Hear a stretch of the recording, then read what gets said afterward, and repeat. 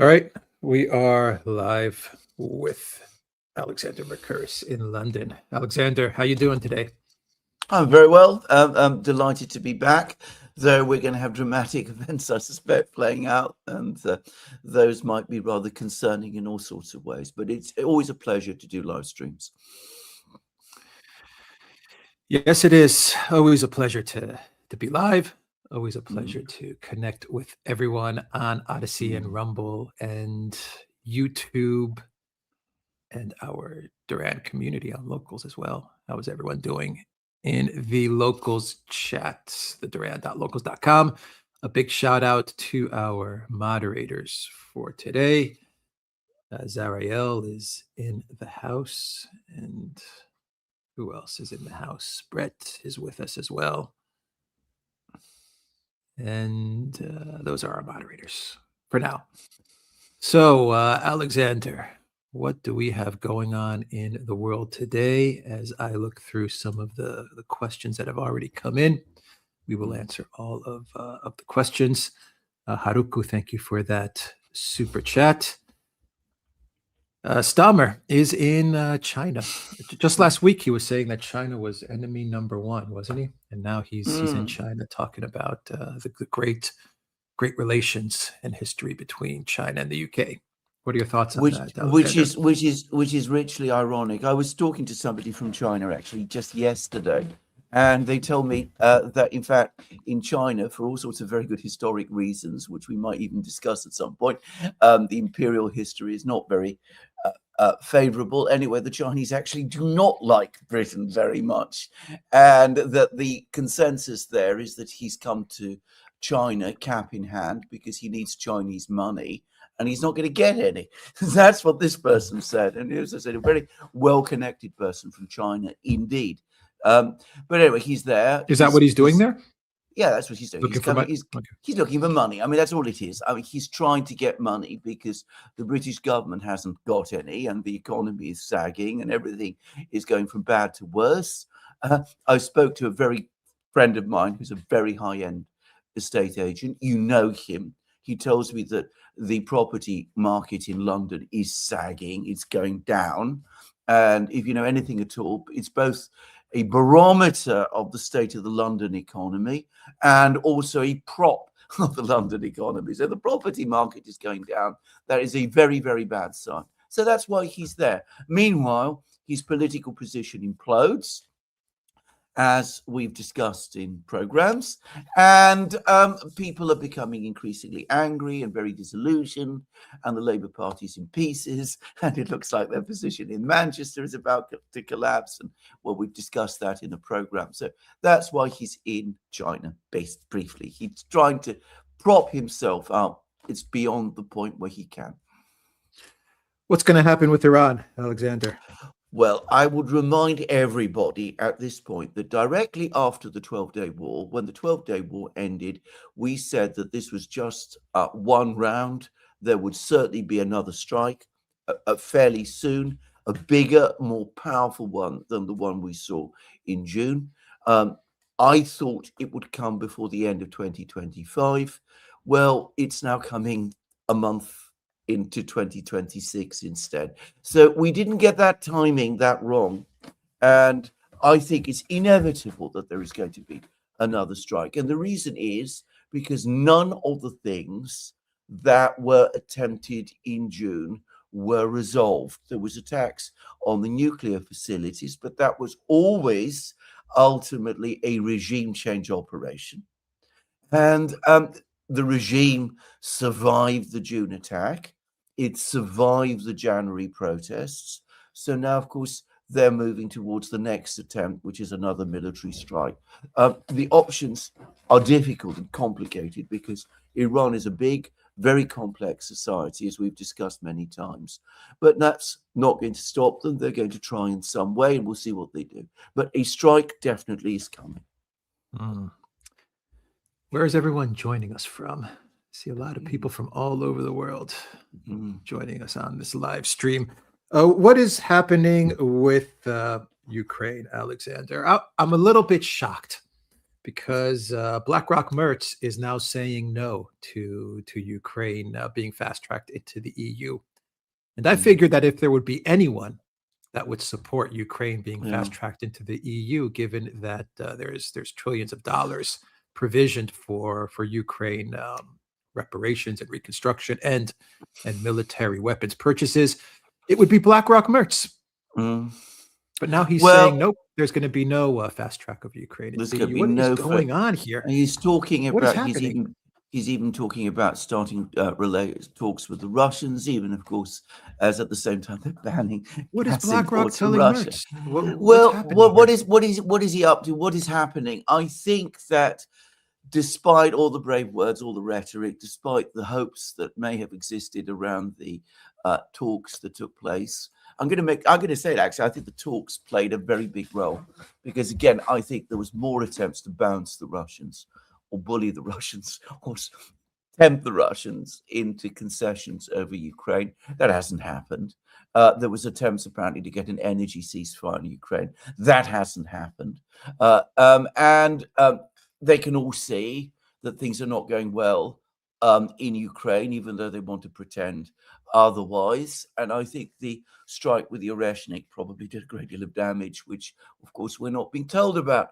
So one way or another, and with the Americans looking increasingly disengaged from this, not because they feel warm towards the Russians, which I was trying to assassinate Putin a few weeks ago. It's because everything has been tried and everything has failed, and the Americans don't want to be tied down in something that is increasingly looking like a failure. And so they're starting to go and take on other things. I think the Europeans are beginning to say to themselves, well, where are we? What can we do? We're in a terrible mess. Our political position is collapsing. Starmer's position in London is collapsing. Macron is I think he's an exhausted volcano, if I can put it like that. He's not going to be president in a year. And BlackRock Mertz, his economy is falling apart. Everything is going wrong. There's grumbling from the Mittelstand. The AfD is breathing on his back. So he says, well, maybe after all, it's time to start rethinking and changing views and all of those things. The big giveaway was Zelensky's speech at Davos. He was so angry. Exactly, he's so angry with the Europeans, calling them weak and useless. That really told you that things are not going well either in Ukraine itself or between Zelensky and Europe. I mean, he's never spoken about his dear European friends and allies in that way at any point in the war up to now. Mm-hmm. People from Ontario, Calgary, Australia, Italy, Zurich, Toronto, Perth, Ireland, all joining us on this live stream. Big shout out to everyone that is watching us from all over the world. Hello from Singapore. Good to have you with us. Everyone from Singapore and from Holland and from Serbia and from Thessaloniki and Melbourne is in the house. And New Zealand is with us. And Norway, Alexander, Carney and Callis. Carney and Callis have announced the end of the rules-based order. Isn't that something, huh? Carney at Davos and Callis yesterday. They have officially announced the end of the international rules-based order, and they are talking about a new system being ushered in. What are your thoughts there? Yes, and we'll get to some questions, to all of the questions from everyone. I mean, coming from someone like Callis, it really is a sign of desperation. I mean, I'm not going to say it's the raising of the white flag exactly, because that's, I mean, she doesn't think in those terms. I mean, whether she thinks at all is a good question. But anyway, Carney's speech, to be honest, when I read it, I haven't heard him speaking it because I'm sure it would make me even more angry. But when I read it, the smoke was coming out of my ears. I mean, basically, he was telling us all, look, we were telling you all about this great rules-based international order. It never really existed. It was all a fraud. It was all a fraud out of which we made lots and lots of money. We did really well out of it. Now we've been rumbled It's all falling apart. So the time has come to come up with a new fraud. I mean, that's basically what his speech said.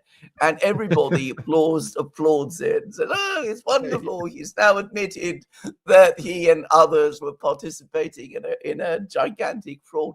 So, I mean, the cynicism of it left me absolutely speechless. But they're talking about a new order. The very fact that they're talking about a new order at all, whatever that is, should ring alarm bells, because I can absolutely guarantee that the new order will be the same as the old order. It will be the same people in charge, running the same things in exactly the same way, telling us the same fairy tales as always. Only they won't call it a rules-based order. They'll be calling it some other type of order. But anyway, that's what they are trying and planning to do. But the fact that they've been rumbled, the fact that they understand that this thing is falling apart around them, in itself, I suppose, is interesting. And in a kind of way, I suppose we should even be grateful. Something's going on, Alexander. Something's going on. Gold, silver, the dollar, Carney in China, Stammer in China, Merz saying no to Ukraine, fast-tracked in the EU. They're up to something. Well, indeed, I can't figure out what it is, what this new order is going to be, or how they're structuring it. Maybe they don't even know, but they're up to something. Yes, I know, absolutely. I mean, this isn't. I was going to say. I mean, nobody should expect anything good from these people. I mean, that is, or any real sense of realism from these people either. They have failed in Ukraine. That is an enormous blow to them. I mean, that really shakes the whole system. They're very worried about what the BRICS are doing and the digital currencies and all of that. They're very worried about the United States and the direction it is going, the fact that it is basically becoming unmoored. Some would say unhinged. I mean, striking out in all directions, becoming increasingly aggressive and increasingly violent. So there are these factors at play, which is driving them to take these steps. But at the same time, their priorities remain the same as always. They are in control. We are not. That's basically what that's about. So what exactly they're going to come up with, whether they're going to try and enlist the Chinese and the Indians and the Russians to buttress the new system. That's what I was thinking. I mean, I'm thinking the globalists, all of these people are saying, let's shift a little bit towards China and BRICS now. Yeah. Yes. I mean, yes. Is that possible? Well, nothing is impossible. I sense probably not. I said previously the Chinese don't like Keir Starmer, so he's a terrible messenger to send to China. The Chinese have been writing absolutely excoriating commentaries about the situation in Europe and about the quality of governance there. I get the sense that in Russia, there may still be a couple of Europeanists and a couple of business people, and Putin might still have, tugs that pull him back towards Europe. But again, I think the mood has shifted. I think probably in China, Russia, probably India too, they say to themselves, well, why should we attach ourselves to a sinking part of the world when our part of the world is rising?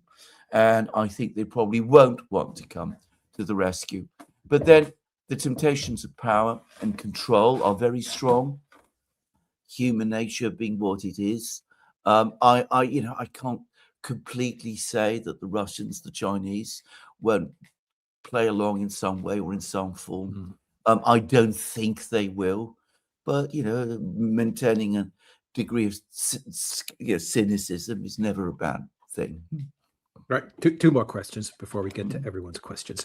Rubio in the Senate, he is saying that Witkoff and Kushner are not going to be present during the next round of talks, which is going to happen, I believe, this Sunday, the 1st of February. I believe we're going to have the third, well, the second round, but the third talks between Russia and Ukraine. The United States may send representatives, but Kushner and Witkoff are not going to be there. And Rubio presented it as more of a bilateral meeting between Ukraine and Russia. He also painted the picture of the negotiations pretty much hinging on one point. One point is left, and that is the territory. Everything else has pretty much been resolved. Yeah. What did you make of Rubio's Well, comments? very interesting comments, but let's just unpack them and take them through. First of all, Witkoff and Kushner not going. We predicted it. We said that this was, from the Russian point of view, a technical discussion. It was discussed as security issues, things like the attack on Valdai, things of that kind. They were not going to discuss political questions. They were going to discuss security and military issues. And that I suspect the person who's going to run the negotiations on the American side is going to be Driscoll.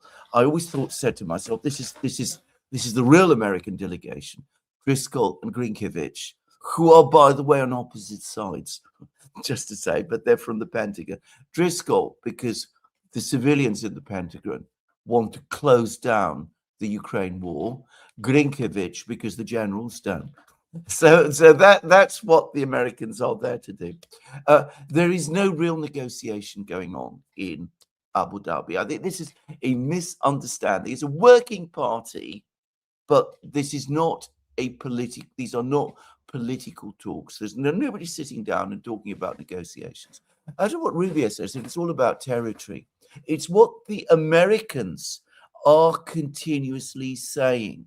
The Russians say quite different things. They say there's all of these other issues have to be addressed and discussed as well. And when Rubio was specifically asked, have the Russians agreed to the security guarantees that people have been talking about over Ukraine, the answer was no, they haven't. And the security guarantees, from a Russian perspective, are as serious a topic as territory. In fact, more serious, because the Russians, Putin, have repeatedly said NATO is an absolute central aspect to this. Article 5 issues as a central aspect of this. Rubio was still floating the idea of European troops in Ukraine.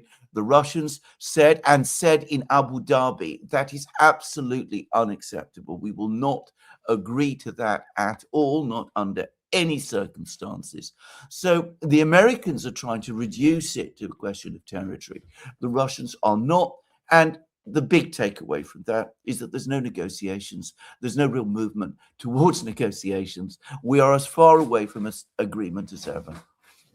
All right, final question, and then we get to everyone's questions in the chat. Al Jalani in Moscow, Al Shara in Moscow. What do you make of that? Lots of people in Russia are very, very unhappy about this. No doubt about this. I mean, many of them are very, very shocked. Many of them are saying, well, what was all that about then? You know, our intervention in Syria, if we're now going to make up with someone like that. Putin nonetheless continues with this. In some ways, it's Russian. It's saying, you know, he's the man in charge. We must deal with him, and we must get the best that we can out of this situation. So we keep our bases in eastern Ukraine. We bring Syria to the extent that we can under a central government, and we get in eastern Syria. You mean you said eastern Syria? Absolutely, absolutely. Notice that he basically backed what Jalani's been doing with the Kurds, and because the Kurds, who had an excellent relationship with the Russians, destroyed it. I mean, we must discuss the Kurds at some point in a perhaps dedicated program, because they played the whole Syrian war disastrously wrong. I mean, they should have done work to do deals with Assad. They could have used the Russians as intermediaries. They instead stuck with this alliance with the Americans. The Americans are throwing them under a bus, and the Russians are happy. And the Russians are also working with Jalani to get the Americans out of Syria, which has been a Russian objective. So it is very cynical. It is pure realpolitik. It looks very, very ugly. You can see why the Russians are doing it. But I have to ask myself, really, the optics are so bad. Is it worth it? I mean, what are Russia's real interests in Syria now?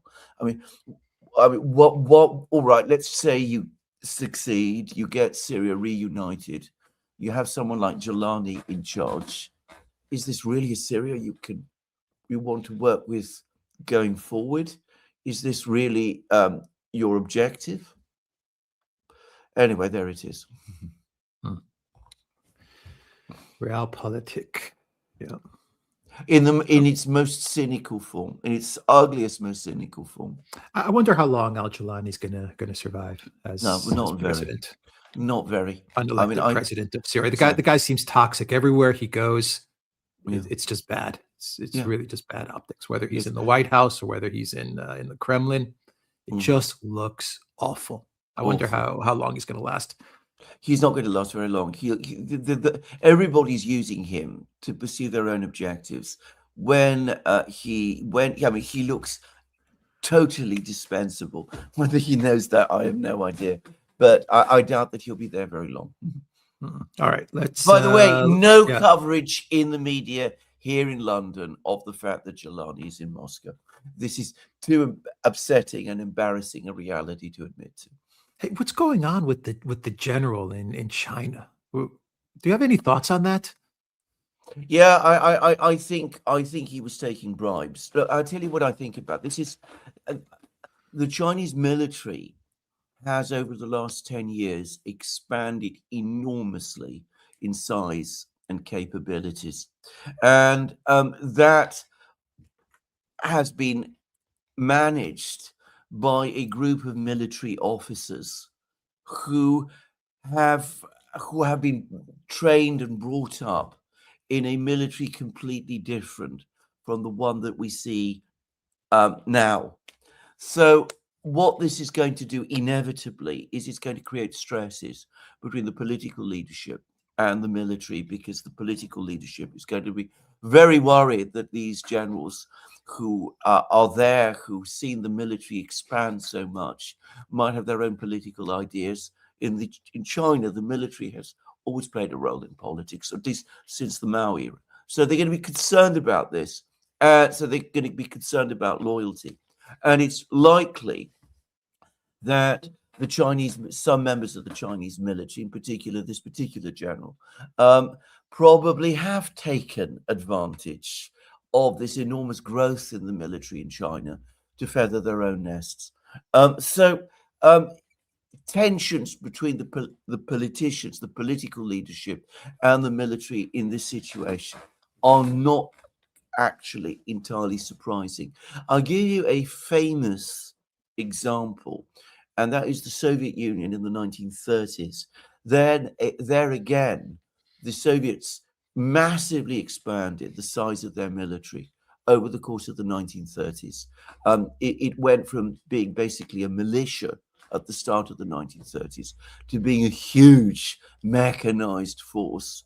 This made the political leadership, Stalin and his officials, very suspicious of what the military were all about, because they'd suddenly achieved this enormous power. They were also worried about not just corruption, but the way that corruption was operating within the military as well. And the tensions became so great that it exploded in the terror of 1937. So this is not, I'm not saying that this is going to be on anything like that kind of scale, but this sort of thing is not perhaps completely surprising, given the developments in the military that we've seen in China over the last 10 years.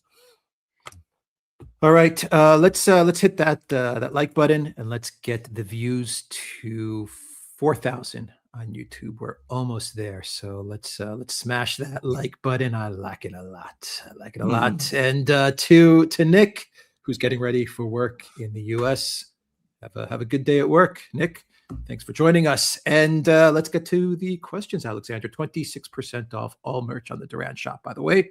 You can find the link to the Duran shop in the description box down below. And we start off with Nikos, who says, I feel disgusted by all sides this previous week, from the worst Davos summit to Trump to Zelensky to people like Helmer demanding nuclear war.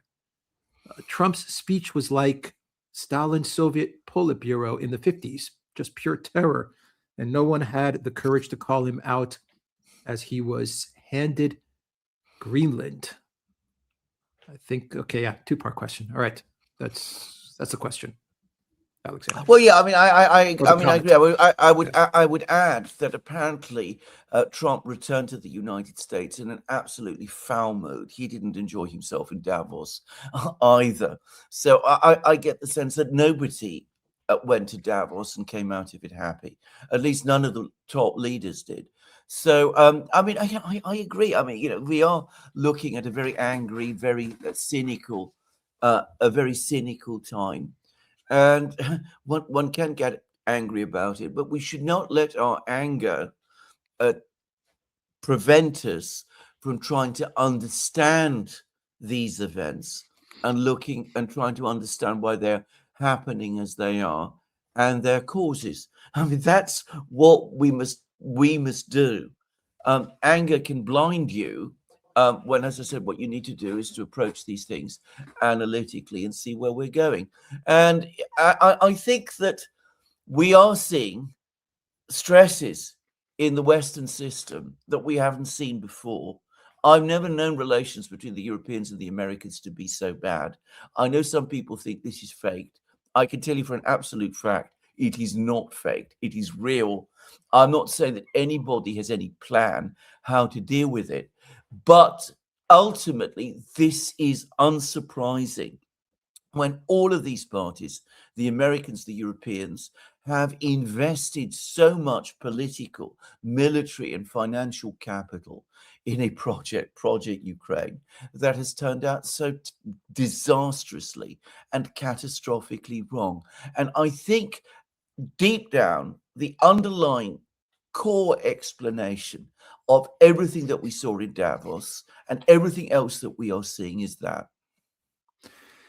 Yeah, I think that the globalists are finally starting to accept the fact that we're moving into a multipolar world. Yeah. Yes. It's inevitable, and I still haven't been able to put all the pieces together, Yeah. but they're positioning themselves to benefit and to even rule in the multipolar world. Most Absolutely. likely to rule. Most likely to rule in the multipolar world. All of Absolutely. these Absolutely. globalist leaders. Yeah, that's why we're Absolutely. seeing the Carneys in China, the Stammers in China. That's Yeah. why we're seeing the gold, the silver, the Yeah. USD, Yeah. Iran, all of these things that are happening. The Al Yeah. Jalanis in DC and Mm. in Moscow, they're positioning themselves Yes. to benefit from all of this. Exactly. That is exactly right. Let's take a comment from Matthew. What a joke BRICS is. Can't even defend Iran. Well, if Iran won't ask for help from BRICS, what are the other countries supposed to do? Now, at this moment in time, we don't know what is going on between Iran and the United States. We don't know how this is going to play out. But let me remind you again. I mean, you know, we've had many crises around the world. In in Vietnam, did China and the Soviet Union come to defend Vietnam? No. Vietnam defended itself. Then they were able to help it. It's the same with Iran.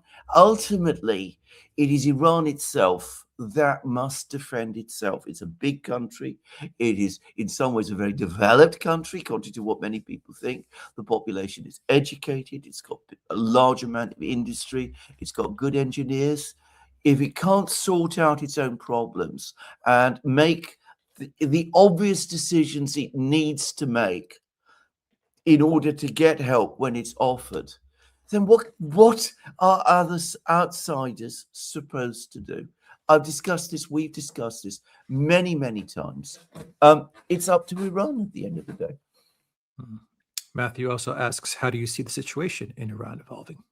Well, there's going to be an attack. I don't know what the form of that attack is going to be. I don't know how sustained this is going to be.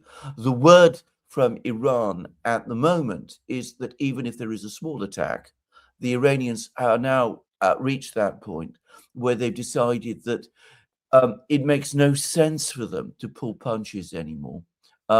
If there is any kind of attack at all, they will respond powerfully with all that they've got, because the last thing Iran wants is an endless war fought by the Americans, with the Americans setting the timing of when they attack and when they don't, and the Americans strangling Iran through sanctions and doing all of those kind of things.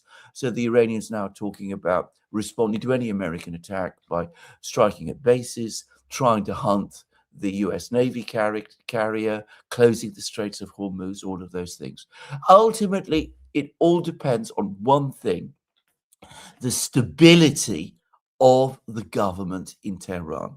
In June, when the Israelis attacked, they expected the government to collapse. It didn't. In January, at the beginning of January, with the protests, they expected the government to collapse. It didn't. Now we're going to get an even bigger strike. If the government survives, it can retain control and hold things together and start to make decisions which will increase the pressure long term on the US and Israel. Well, gradually over time, the balance will tilt in its favor, because the United States is not ready for a long war. All right, Nico says, then we had Zelensky at his vilest, insulting Europe and demanding more of our money and to start World War III. Who the hell are you, you delusional dictator? Part two is, we are suffering in our countries as I see recruitment ads in Greece to fight a war for a guy who took our money and gets a standing ovation for it. Well, I agree with every point you've made, Nikos. I mean, this is one occasion when, as I said, I'm not really, I mean, there's nothing you've said, but in both parts of your question that I disagree with. I mean, I share your anger and your disgust and your contempt, but ultimately, I come back to what I said. We must take a step back and think through why what is happening, because that's ultimately the way that we keep ourselves. If we can look, search, and look for ways forward, and understand why the world is turning out the way it is, which is important for us as individuals as well. Jungle Jin says, Cuba may be Russia's ally, but if the U.S. attacks Cuba, does this actually mean anything? What could Russia meaningfully do? It won't fight the U.S. Yeah, Well, Trump said that Cuba's yeah, going down. That's pretty much what Trump said. yeah, I the know. I other know. day. For the moment, the United States is not talking about a full frontal assault on Cuba, and I'll tell you why. Not because of the Russians. Back during the Cold War, there was a reason why the United States didn't invade Cuba, because the Soviets made it clear that if that happened, they would occupy West Berlin.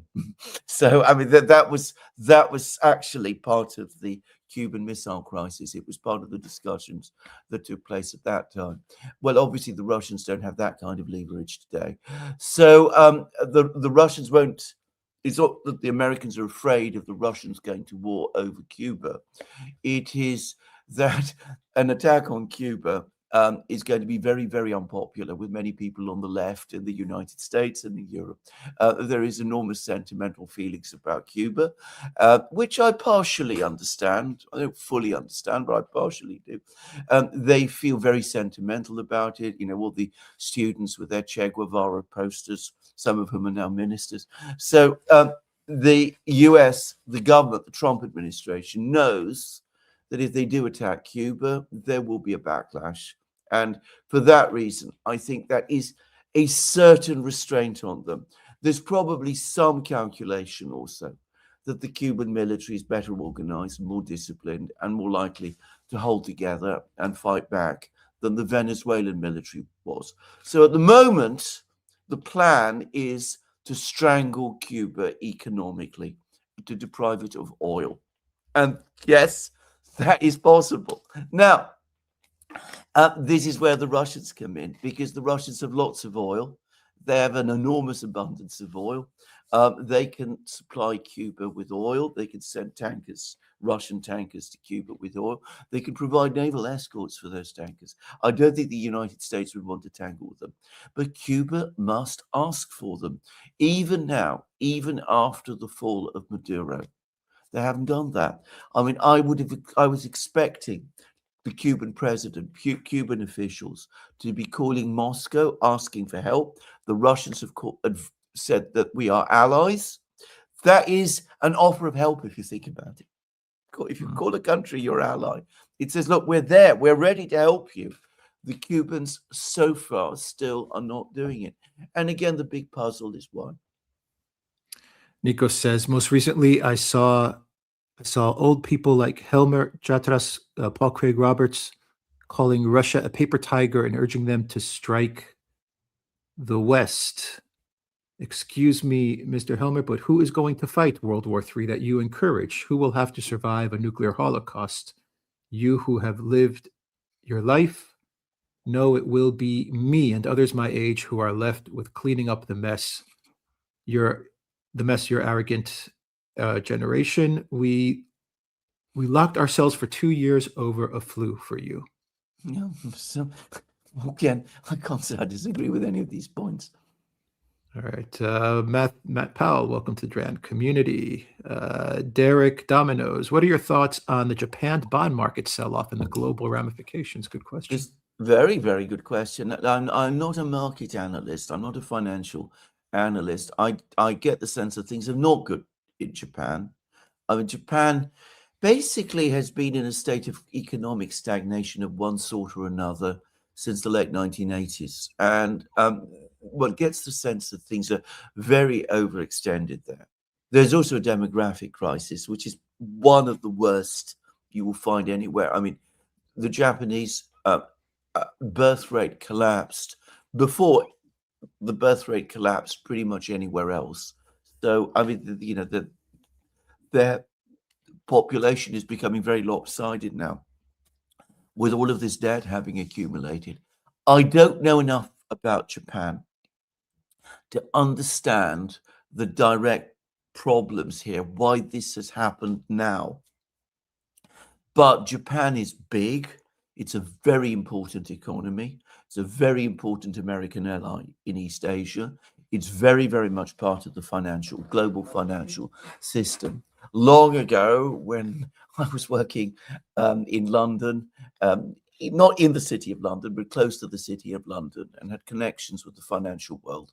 At that time, we used to say that the three big stock markets were New York, London, and Tokyo. Just to say, I don't think that's true any longer. But anything, a crash of Japanese bonds, a real crisis there, is going to have huge effects around the world. It will be like the Asian financial crisis of 1998, only very, very much bigger. Mhm. Nico says the CIA infiltrated China's highest ranking generals, who at best gave nuclear secrets, at worst were planning a coup, bribes. That's what the US does.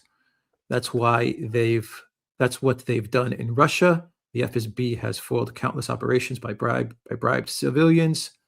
They they are not incompetent. The operations are so many. Oh, well, who's not incompetent, the FSB or the CIA? I don't think either is I incompetent, guess by the both. way. I guess both. Yeah. Both, I don't think either of them are incompetent. About the Chinese general giving nuclear secrets to the United States, that came from a piece in the Wall Street Journal, and I have to say, I think it's a bit unlikely, for one very obvious reason, which is that I get the sense that the United States isn't terribly well informed and doesn't very well understand the extent of the Chinese nuclear buildup. It looked to me, and I'm guessing now, but it looked to me more an attempt by someone in the intelligence community to stir this situation in Beijing up and to make it even bigger than it already is. So, and to feed suspicions in Beijing that there is actual crisis of loyalty within the Chinese military, as well as corruption and those sort of things. It's certainly an intriguing story, and we need to keep track on it. I will add one other thing, which is that Xi Jinping himself not only has made it a big issue to stamp out corruption within the Chinese government and the party, but he apparently personally loathes corruption. He leads a very ascetic lifestyle, and so do the other members of his family. And he demands that other Chinese leaders do the same. And he not only demands it, but he takes extraordinarily tough action whenever he discovers that there has been corruption or bribery of any kind. So, in a sense, he's acting in character here. And I've heard, Western people from China, people like Harry Brown, who we had briefly on a program, telling me this. So, in a kind of sense, it doesn't surprise me. From locals, Dionisia says, I was dismayed to see on Lotus Eater's poll this morning that a majority are in favor of U.S. intervention in Iran. That is a poll from Politico that came out. And Jabberwocky said, do you think that the Iran strike will be delayed while Trump waits for the CIA to attempt some kind of operation within Iran? I think the CIA already attempted an operation in Iran and it failed. And that was the one that we saw in January. So I don't think so. I think that they're going to move towards some kind of a military operation fairly quickly. I'm not going to try and guess what it was. I think the kind of decapitation strike that was attempted in June is going to be more difficult this time. But I still think that the objective is to eliminate the Iranian leadership in whatever way they can. I mean, I can't see how else regime change in Iran is possible. So I think that is the objective, and that's I think how it's going to play out. As for whether or not this has popular support in the United States, well, this is where all of the rhetoric about the protests in Iran and the tens of thousands of people who were killed and all of that, that's where that comes. Again, my experience of that sort of thing is you're going to get a brief burst of approval, and then it very quickly fades. So I wouldn't put too much weight on this. Well, the poll, just a correction, the poll was for Trump voters. Trump voters are 60% in favor of some sort of a strike. I believe that's what the poll said. So it just sampled the Trump voting base. So, well, what I would say about that then is that 60% is far from overwhelming support. Yeah, I would be worried if I was Trump. I'd be worried about that poll. It seems to me that if things go wrong, then he's in serious trouble. Yeah. Well, if the strike happens, it usually happens on a weekend, usually on a Friday or a Saturday. So we'll see. Exactly. Hello there says, hello, gents. Is there a historical relationship between Russia and the Eastern Roman Empire? Does Russia see itself as a civilization state today? Yes, it does. And there was a very strong connection between Russia and the Eastern Roman Empire. The Orthodoxy came to Russia from Byzantium. The Grand Prince of Kiev, which was, of course, Kievan Rus, it encompassed all of Russia. There was no distinction between Russia and Ukraine at that time. Anyway, he was baptized in Kherson, which is at that time the original city of Kherson was in Crimea, close to Sevastopol, and it was a Byzantine city. The emperor was there. The British Byzantine Empire controlled it. So that was where he was baptized by the emperor's representatives, the priests from Constantinople. And the emperor built the first church in Kievan Rus, which stands to this day, which is St. Sophia's Cathedral in Kiev, which is the oldest church in Russian Orthodoxy. So there is a very, very long connection. And Russians, they were called Varangians because many of them, had Scandinavian backgrounds, but many of them were Russians. For a time, formed the emperor's personal bodyguard in Constantinople, the so-called Varangian Guard. So you see that the connections go back very, very far and very, very long.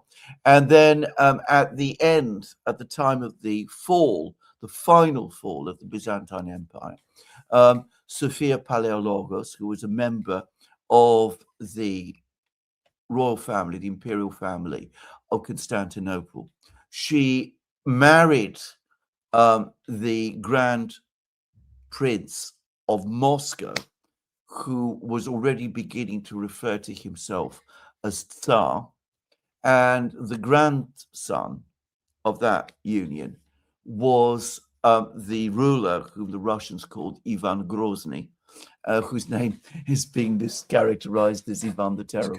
Yeah. So exactly. So I mean, so the connections are extremely strong. And by the way, just to finish on this, in the 17th century, the Russians discovered that the way they conducted the worship in their churches had started to deviate from Greek Orthodox models.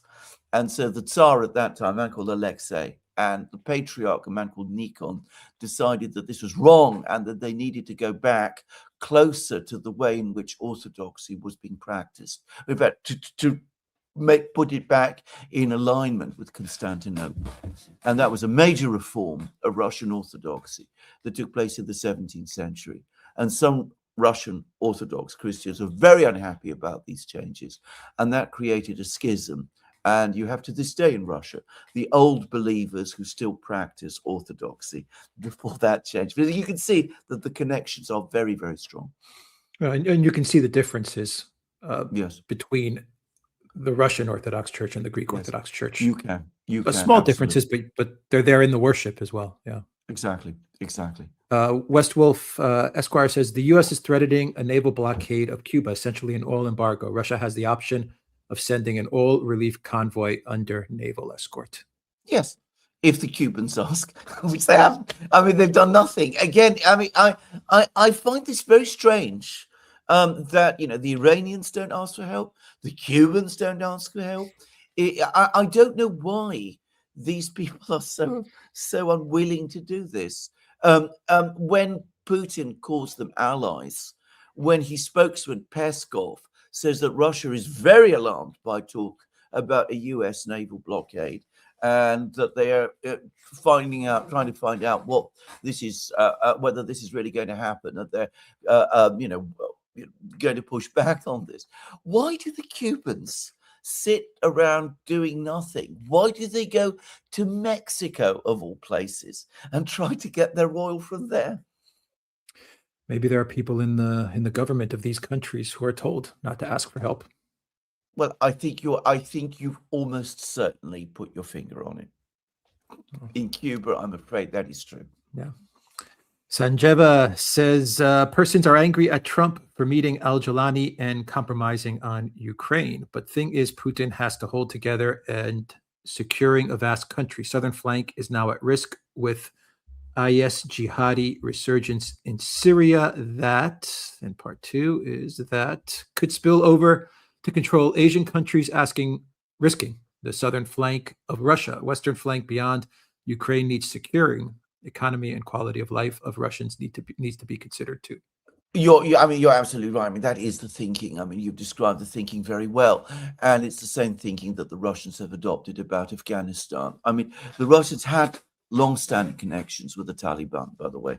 And they've since become, with China, backers, in effect, of the Taliban, mostly because they want the Taliban to fight ISIS-K, which is bases in Afghanistan, and to prevent it from getting a foothold there.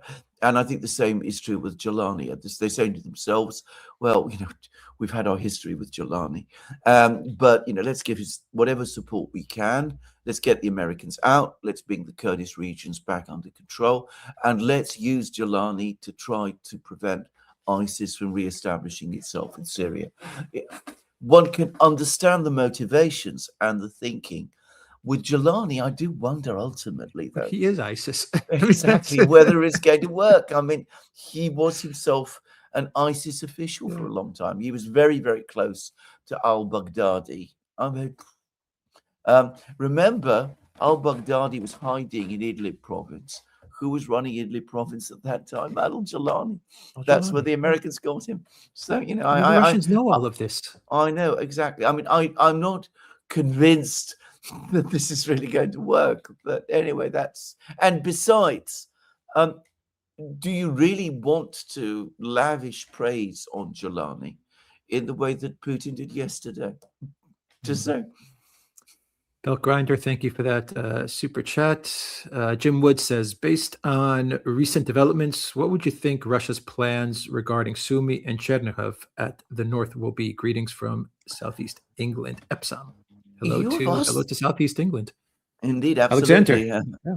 That's an excellent question, actually. That is, I mean, it's a very, very good question. I don't think anybody really has the answer because the Russians, over the last few weeks and months, have been, ever since, you know, Volchansk fell, but I mean, they've been making all these sort of sporadic moves in Kharkiv, the Sumy region. They take a village here, they take a village there. They then cross the border and take another village well away from where the main forces are concentrated. It doesn't seem as if there's many Ukrainian forces there at the moment. It doesn't seem as if the Russian forces are huge there either.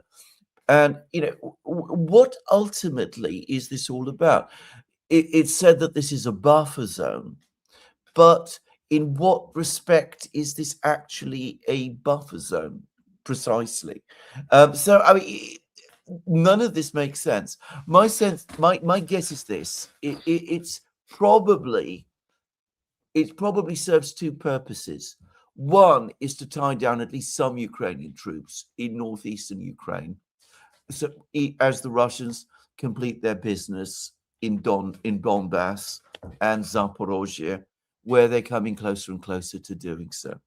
And then the next thing is, and this is my guess now, I mean, I really don't know, but this is the Russians are creating a launch pad for a future big operation towards Kiev. I'm not saying that this is absolutely their immediate plan or that it's going to even happen this year, but I think that this is what it looks like to me. All of these places where the Russians are taking up positions seem to me to make sense if that is the ultimate objective. Fitzo's November 2027 timeline for the war to end. Do you think that's accurate? Yeah, I think so. I mean, this year, this year, they will finish Zaporozhye and Donbass. That's what I think they're going to do.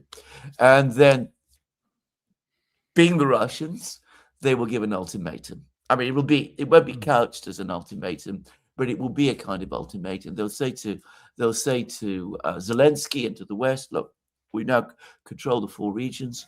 This is the moment where you either agree to every other part of Istanbul plus, or we will take whatever measures we consider appropriate in order to ensure that every part of Istanbul plus is fulfilled.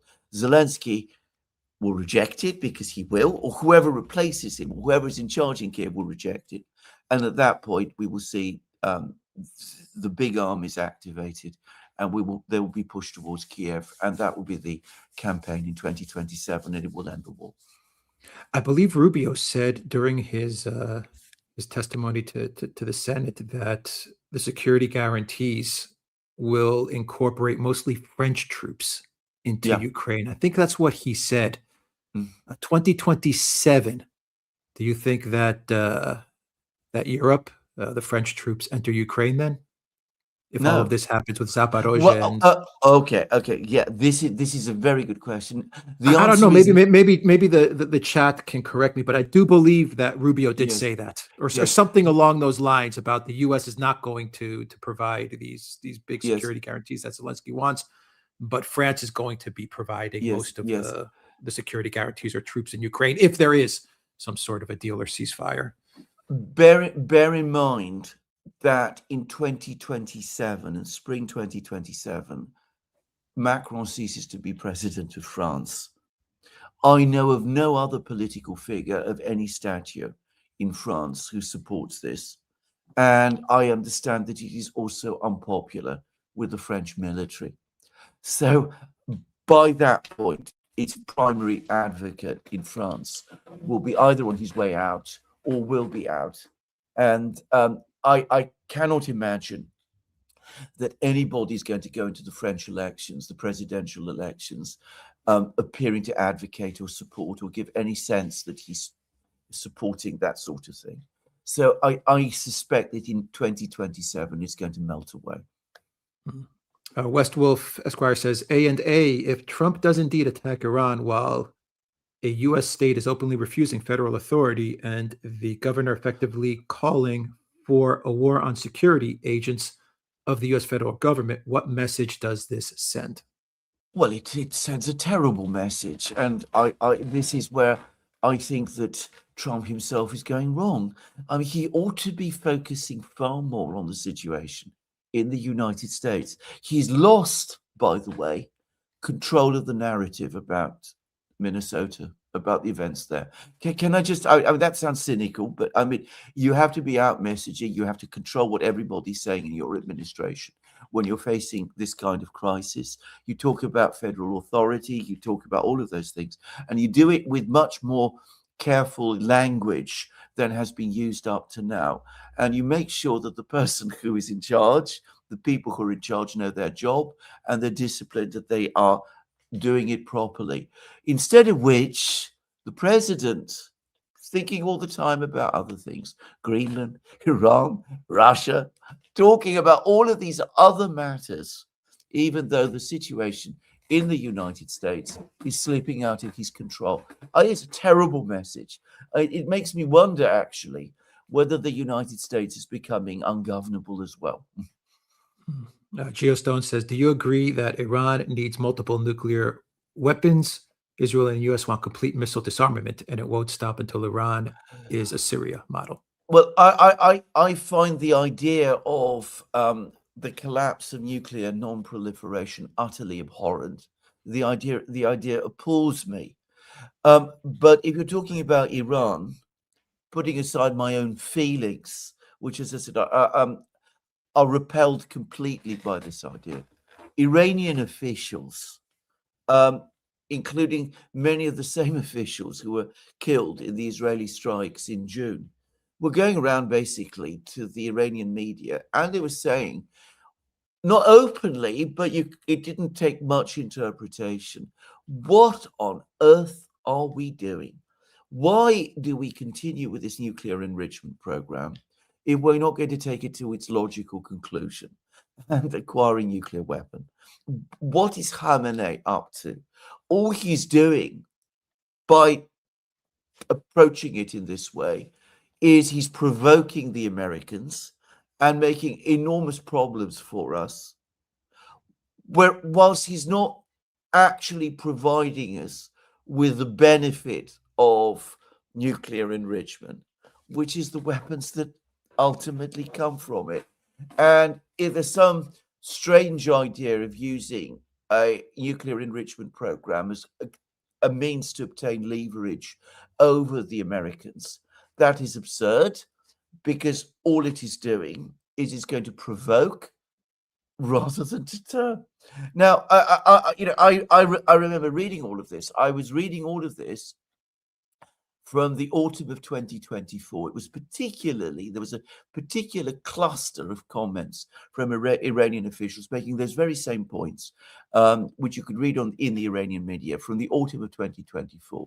And then, of course, Khamenei came along and said, under no circumstances we're going to move forward with this. And Pezeshkian also, of course, he was elected, and he also said, under no circumstances. And at the same time, they won't give up their nuclear enrichment program. So I say this too, the Iranian policy has never made any sense to me. It made no sense to me at all. Why you are continuing to pursue nuclear enrichment, why you are going beyond the 3.25 level of nuclear enrichment all the way up to 60%, but you're not going to go any further if you really do not intend to acquire a nuclear weapon. I mean, it was shot through with contradictions, and I think it played a role in bringing us to the very situation that we're in today. Paul Walker says thoughts on two Scots taken in Scotland by the USA. I don't know this story. Do you? No, I don't know very much about it because the British media is barely reporting it. Disturbing, and I'm going to try and find out about it. Okay, thank you, Paul, for Lots of bad things happening like that now. Dark Horse says seems like German psychology never fully recovered to a healthy state since World War I. Carl Jung covered the psyche that made World War II. Did anyone analyze the mass psychology of modern Germany? I have no idea. I mean, I'm not somebody who follows that sort of thing, but I have absolutely no idea. It would be an interesting topic of study. I agree, by the way. Spaso Yager says greetings for all. Great day here, True News. Thank you for that. Thanks. Sticky Mark says define insanity when you continue to do the same thing repeatedly, expecting different results, LNPs, etc. from this crazy old in Yorkshire. Thanks. Thank you, Sticky Mark, for that. I mean, the word I tend to use is, I mean, I do sometimes use the word insanity, but irrational. I mean, decisions that seem to me so contrary to any kind of interest or beneficial outcome. And I always have real problems understanding why people do that. The latest example being this absolutely bizarre decision the European Union has made, which is to ban indefinitely and forever and by law, tearing up their own rule book, imports of Russian gas. I mean, tearing up the rule book for the many reasons we said, given that the fact that the European Union is itself a creation of that very same rule book, seems to me a bizarre thing to do.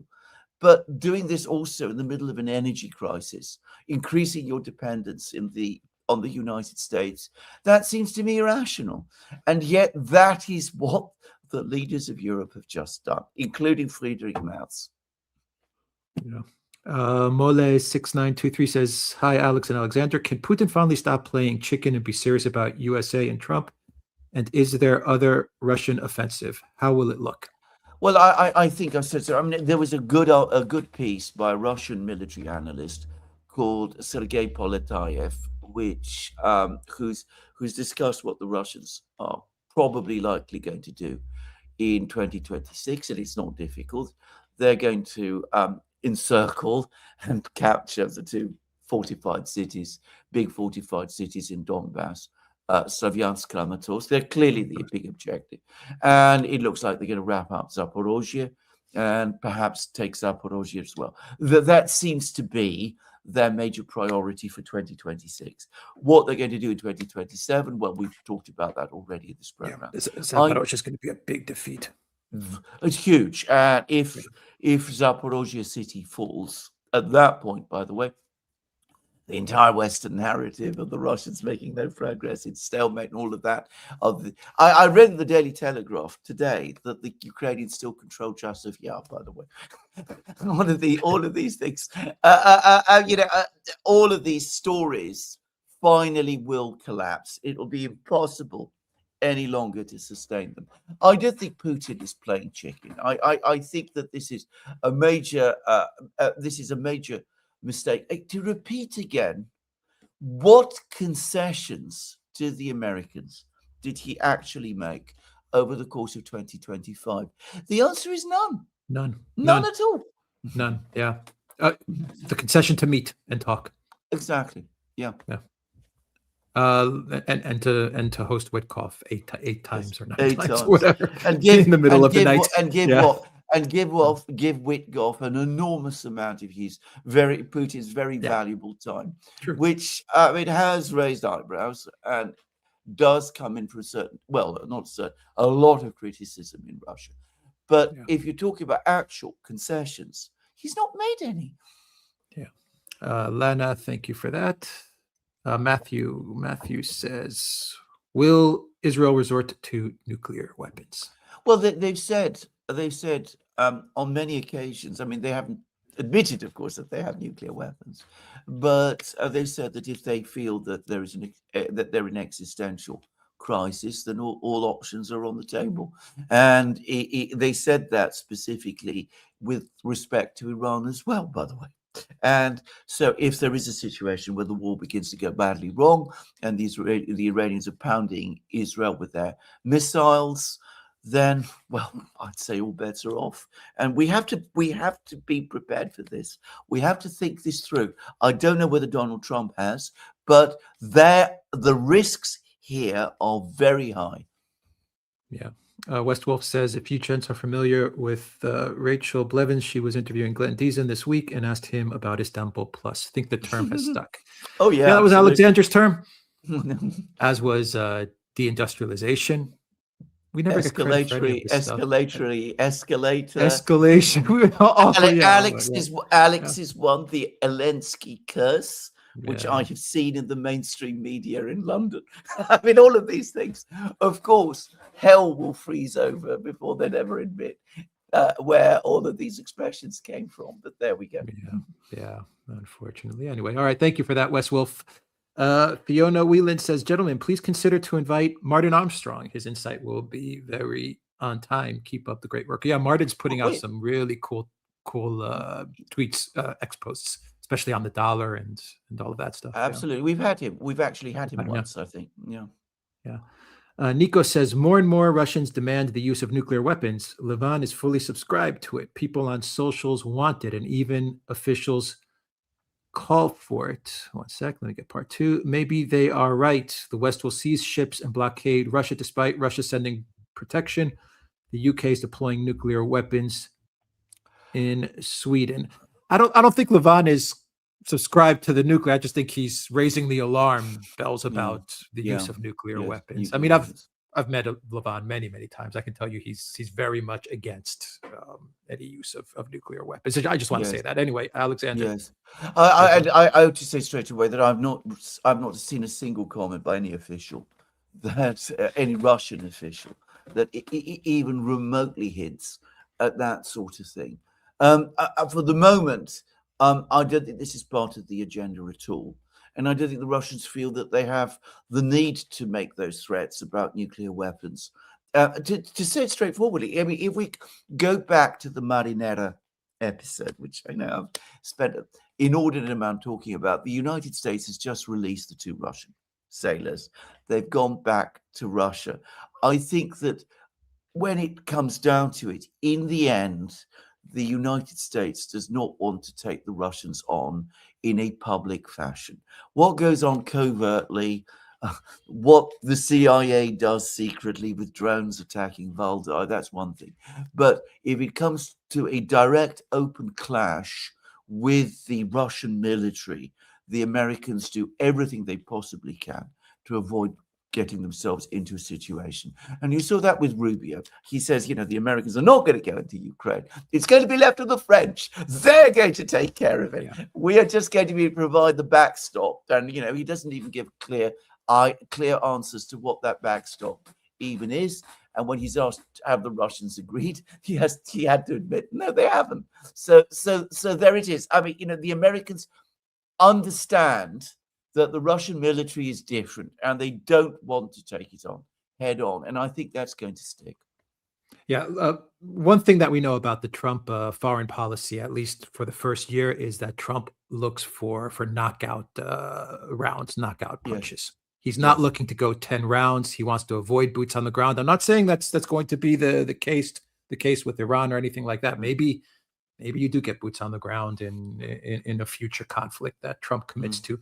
But so far in the first year, the Trump foreign policy, at least with regards to regime changes and all these wars and conflicts, is to use these covert operations, the bribes, the trickery, the misdirection, and to do stuff like what happened in Venezuela, or to try and decapitate the leadership in Iran. And you saw after 12 days, Trump tapped out. Exactly. So I mean, he's looking for that knockout punch in the first or second round.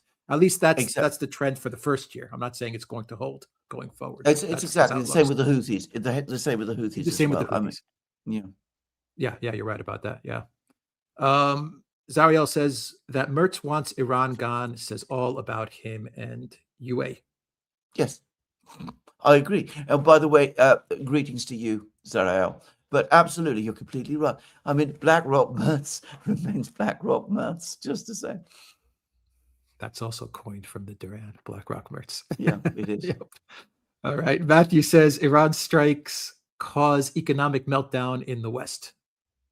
Well, who knows? If this war drags on, if the Iranians do what they threaten and close the Straits of Hormuz, I don't want to try and guess what the outcomes of that are going to be.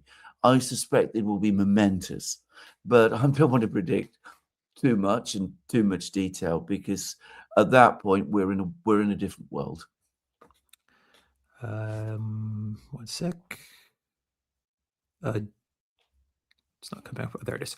Geostone says China deal with the UKCA only last till next election.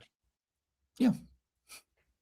Starmer's visit to China has come in for relentless criticism here in Britain from all the usual people who, talk again about the Chinese threat, the Chinese hacking the phones of British officials, the Chinese building a super embassy, which is going to be a gigantic spy center, the Chinese bribing academics in British universities, all of those things. Now, some of these stories may be true, by the way. I'm not saying that they're not. I mean, the Chinese probably do some or any or all of these things. I am not saying that they don't.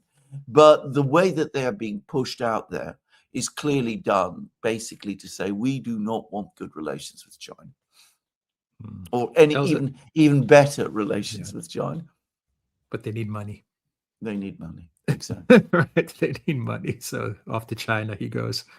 Elza says, once again, Kaya Kallis was spreading lies. This week she claimed that she went to school. Who does believe such nonsense? LOL. Yeah, Hello, Elsa. The one bell, the second bell, the third bell, which is a warning. That was just a bizarre speech from her. Absolutely. She's becoming increasingly bizarre, by the way. I mean, she's the way she's speaking now, the way she's talking. I mean, she was never very coherent to start with, but I mean now it's becoming increasingly strange. And calling Ursula a dictator was very strange. Yeah, well, the calls for her to go are growing, are mounting. Yeah. Diamond Jump says, "Thank you, gentlemen, so very much. Love you both. Thank you for that." Peter says, "I hope the Iranian leadership do show bottle when this all or nothing war on Iran begins. Otherwise, Iranian culture and history will become a theme park operated by Disney." Well, I think it's a fair point. I think there will be some people in Iran who are very, very committed to the regime, well, the system, the system of government, which, remember, is religious. It's religion-based. So they identify their religion with it. I think they will continue to resist and they will continue fighting. And there will be a significant section of Iranian society that will continue to support them. Just to say, it doesn't follow that everybody in Iran will. And Iran is a very difficult country for someone who doesn't study it constantly to really understand. I mean, you have to really get deep into Iranian politics to understand it. But I'm going to say, I suspect that there probably has been quite a lot of penetration. Well, in fact, I don't think there's any doubt about it. There's been quite a lot of penetration of the government there. I think even after all that has happened, there are probably lots of people who are taking money, who are acting as agents of the government, or of the CIA, of Mossad, within the political system in Iran. Grant says, always great listening to the Q&A. Thank you, Grant, for that. The Q&A shows are always great. Herr Kreis says, U.S. Democrats are outraged by Trump's hegemonic behavior, especially regarding Greenland. Is Europe deluding itself into thinking that if Trump is ousted someday, everything will be rolled back? Some people in Europe believe that. In fact, I'd say that's still the policy. Wait him out, appease him in the meantime, go along with whatever demand he makes or appear to, in the hope that in 2028 a new Democrat president will be elected, will roll it all back and bring us back to the blessed times we had under Joe Biden, or the even better times we had under Barack Obama and Bill Clinton. I mean, that's basically to the extent that there is a European policy. That's what they want to be, happy vassals instead of unwilling slaves, as Bart de Wever, the Belgian Prime Minister, put it. There is another view, which I think is gaining traction, that whatever happens in the United States, even if there's a backlash against Trump domestically, there is no going back to the way things were. That the Europeans and the Americans have now reached a point of divergence, and that the distance between them is going to continue to grow. Going to locals, 10 Wow says Iran needs to enrich uranium to a certain extent, as that is needed for medical cancer treatment. Iran was unable to buy such medications due to sanctions. Yes, And yeah, yes. Go go ahead. Yeah. No, that's Well, the one comment. I think that is right, and I think that is a valid point. But they went much further than that. They always said that they were never going to acquire a nuclear weapon, and then they went all the way up to 60% enrichment, which I understand is just a step away from obtaining uranium that is sufficiently enriched to actually make a bomb. Now, I don't think that was right or wise. And I would add also that if you want specific amounts of enriched uranium to do certain things of a medical nature, well, in the 1990s and the 2000s and before, you could not have obtained them. But of course, now you're a member of the BRICS.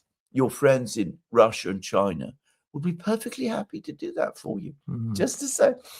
Yeah. Pathetic Albion says this conflict against Iran has nothing to do with nuclear enrichment any more than Iraq. That was about WMDs. This is an energy war against the BRICS that should be blindingly obvious. What it is all about is regime change in Iran, and obviously damaging the BRICS is part of it, and establishing a foothold again in Central Asia is part of it. But it's also connected to Israel's own policy priorities in the Middle East, because the Israelis have persuaded themselves that Iran is the source of all their problems, which I don't believe, by the way. But it is about regime change. There are all of these excuses that have been made about nuclear enrichment, about ballistic missiles, about all kinds of other things. But ultimately, it is about regime change. What I am saying is this: if you are not going to acquire a nuclear bomb, why enrich to the level of 60% when you're simply giving the other side an excuse to come after you? I mean, it doesn't make any sense to me. It didn't make any sense to many Iranian officials in Iran itself, as they never stopped saying in the run-up to the attack in June last year. Adyear3 says, question for the Duran, if possible. Scott Ritter thinks the best outcome in the next attack on Iran is for the USA to lose a B-2 bomber or two right away, even with Russia's help. Do you agree? No, I'm not going to get into discussions about that kind of thing. I don't think it's for me to say what Iran should do in terms of destroying American equipment. I'm very, very uncomfortable, very unhappy debating those things. What I would say is this: I would prefer that there be no attack of any kind by the United States at all. If there is an attack, then I could see many, many possibilities, very plausible possibilities for how this could go catastrophically wrong. And in any event, whatever happens, I don't see any good long-term outcome for Iran, obviously, but for the United States also. Sir Musgame says, by wearing casual attire were Witkoff and Jared channeling the Duran to give them geopolitical gravitas in front of the Russians, perhaps. Well, they weren't wearing Duran gear, were they? No, I mean, I think they were. They would have gone down a lot better, actually. I mean, in a negotiation like that, you go informally dressed. I mean, the Americans. I've seen this happen, but I've been in this kind of situation with Americans before. Americans, who can be the most formal people on planet Earth sometimes, can also be the most informal people in settings which to others can seem very inappropriate. And this was one. Let's go back to locals 1 sec. From Bill in PA, Iran appears to have the capability of making decapitation strikes against Israel. Is that possible? Is that a possible response to another U.S. or Israeli attack? Well, you say that they appear. I mean, I haven't seen that myself. Maybe they do. I don't know what exact capabilities they have. During the 12-day war, they showed that their missiles, well, not just during the 12-day war, in various missile exchanges beforehand, they showed that their missiles can penetrate Israeli air defenses and can deplete those defenses and can do significant damage. But I'm not going to take charge of Iran's military and and direct the Iranians and tell them how they should respond to an American attack on them, any more than I get to tell the Americans what they should do to attack in terms of an attack against Iran. What I am saying is stop. I think this is a very, very bad thing that you are doing. A war is not going to work to anybody's long-term advantage. And at this moment in time, I'm also going to say something else. Iran is not attacking the United States. It is not at war with any country. It has clearly had a serious domestic, political, and economic crisis, but it is obviously not a threat to the United States. It is obviously not a threat to Israel either. If Iran's nuclear enrichment program is still such a problem, then what did that 12-day war actually achieve? We were told at the time, the four-door had been destroyed, everything had been put back, all of those years and all of that. Right. So, already that narrative seems to have been fallen apart. So if there is going to be an attack on Iran now, to me, that looks wrong at a political, geostrategic, moral, and legal level, all of them at once. So that is what I'm going to say. Yeah, and you know what? You had the JCPOA. Absolutely. No one mentions this anymore. No. The media in the West never mentions the JCPOA anymore. You had the JCPOA. It was the one thing that the Obama administration, you could say, did right. Yes. It was the JCPOA. Exactly. And it was being enforced, monitored, not by the United States, but by all of these Europeans, I believe, including Germany. So who's Mertz to talk about Iran is going to fall or Iran's days are numbered? Yeah. Mertz, Germany was part of the JCPOA. Absolutely. You guys were involved in the JCPOA, which was approved by the United Nations, I believe, by the Security Council. Absolutely. And Trump pulled out of it. So you had the JCPOA in place. Exactly. It was all there. There was no reason to go down this road. Correct. Absolutely correct. Yeah. Peter says, have the rights of the Ukrainian Orthodox Church been worked out in the talks? Will Patriarch Bartholomew have egg on his face by the mess he created? Well, there's been absolutely no movement on the question of the Orthodox Church. And if you're talking about the Zelensky government, as far as I can see, they're intensifying their persecution of it. So this situation, there's been no agreement or movement on, and I don't expect that this Ukrainian government is going to agree to that. And as for Bartholomew, well, I'm not going to say anything because anything I do say, yes, exactly. Don't say we better not say anything. Yeah. Prenumenum. So where is the? I know I pronounced that completely wrong. Anyway, sorry about that. Where is the legalistic mind of Putin when Russia trades with genocidal state that recreated, by his own words, the images of the Leningrad siege? Well, let me make one very simple point, which is that the Russians always trade with everybody. and they consider sanctions to be illegal. So that's, if you like, the legalistic mind of Putin at work. I mean, you put it in that way. That is how Putin thinks. I mean, and by the way, on that, I don't get the sense that there's much pushback. For the record, the Palestinians tend to be, in fact, they don't tend to be, they are generally pretty happy with the stance that the Russians are taking. And Mahmoud Abbas, the Palestinian president, was recently in Moscow. Communism Rocks says, Alexander, you said recently that you don't consider the US to have similarities to fascist Germany. What are your reasons for holding this view?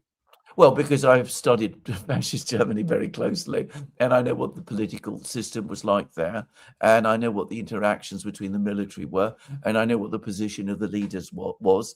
And I think the two countries were completely, not completely, but profoundly and fundamentally different.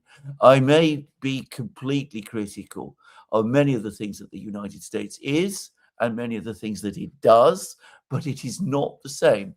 Just as today's Russia is fundamentally and profoundly different from Stalin's Soviet Union, despite many people's attempts to persuade you otherwise. Westwolf says, left field question. The conspiracy theory doing the rounds that Budanov has been put in place in the event the CIA decides that Zelensky regime needs to be terminated kinetically. Grain of truth? Possibly. It's not impossible. I don't think Zelensky wanted Budanov to become his chief of staff. But my own view about it, and I've already expressed this, is that I think that Budanov's presence there, where he is not so much to take over from Zelensky now.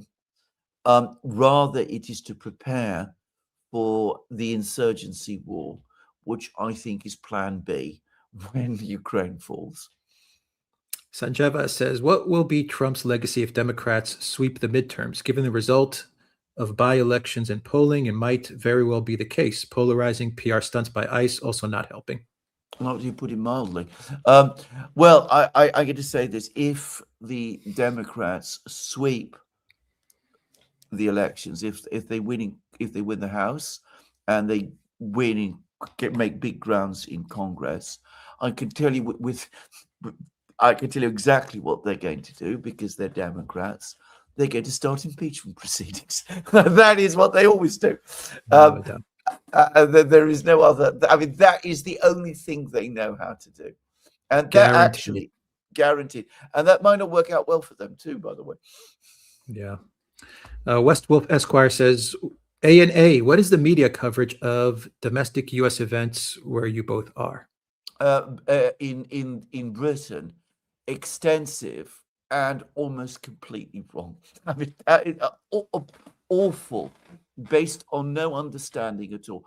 The British media is populated by Democratic Party operatives who basically write our perspectives on the news in the United States. Same exact situation here in Greece and in Cyprus. Pro-European, pro-EU. Everything is a pro-EU stance here. Yes.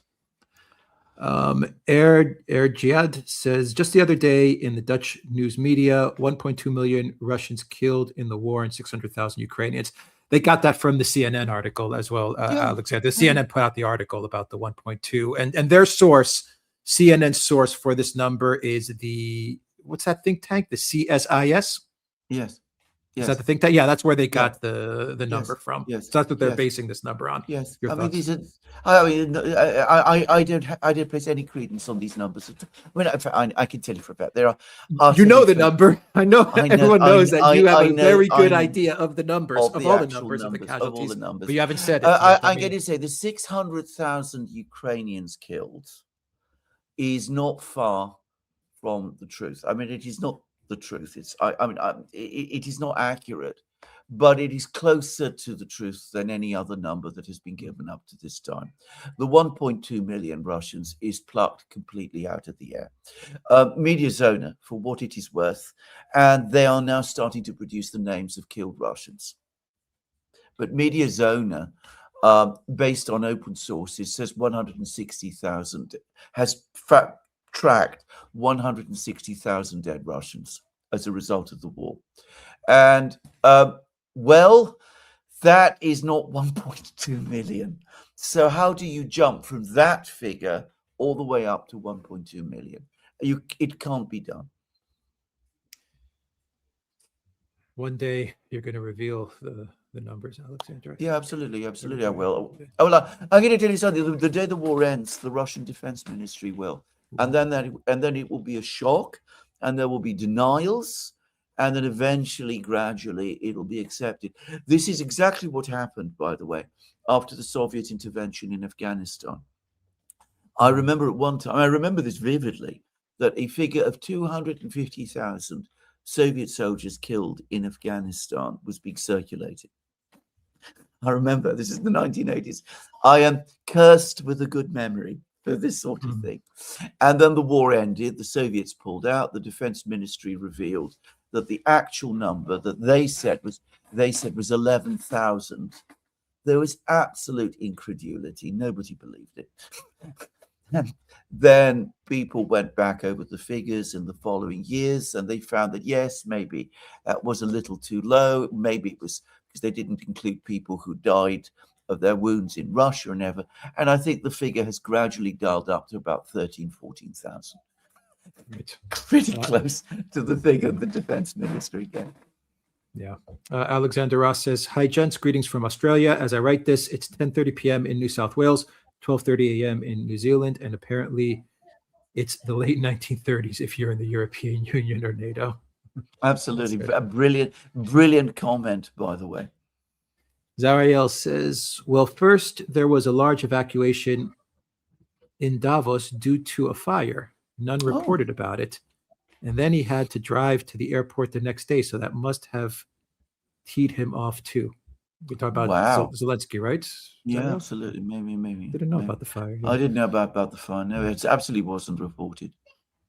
Fuzzy Ball says, "Medvedev is clearly the second highest profile Russian here in the West. Is Medvedev being groomed to replace Putin? He does have the presidential aura." Well, he's been president already, and he's been prime minister, and he's the deputy chair of the Security Council, which is Russia's highest policy-making body, which meets every week. And he's also the de facto head of Russia's Military-Industrial Commission, which is the institution that supervises and runs Russia's military-industrial complex. So he's an extremely important man. And I would say that he is, in practical terms, the number two. If Putin suddenly died tomorrow, according to the constitution, the prime minister, Mishustin, would take over as acting president. There would then be elections. I think it's highly likely at that point that we would see a Medvedev being put forward as the candidate for those elections. And I suspect that he would win. And win hands down.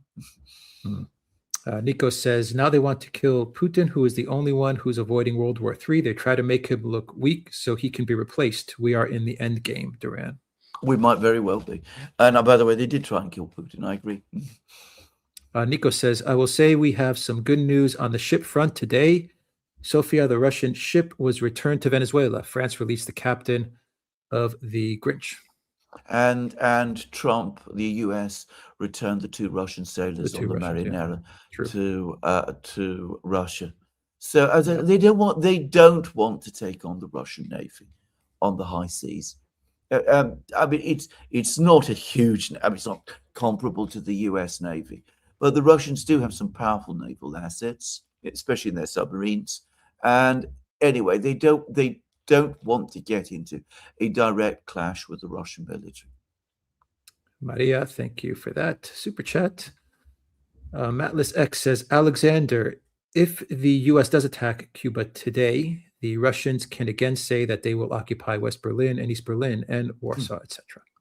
Well, I mean, they would have to get there. I mean, that would be World War III. I don't believe the Russians are going to start World War III over Cuba this time, especially given what I said, that the Cubans are not asking them for assistance, which in this situation amazes me. I mean, they should have prepared for this. I mean, putting aside that they should have prepared for this situation long ago, arguably, from the moment Hugo Chavez died. Instead, of course, they spent a lot of time and intrigues getting Maduro in place and relied on him. But even then, they should have diversified and started to ramp up their imports of oil from Russia.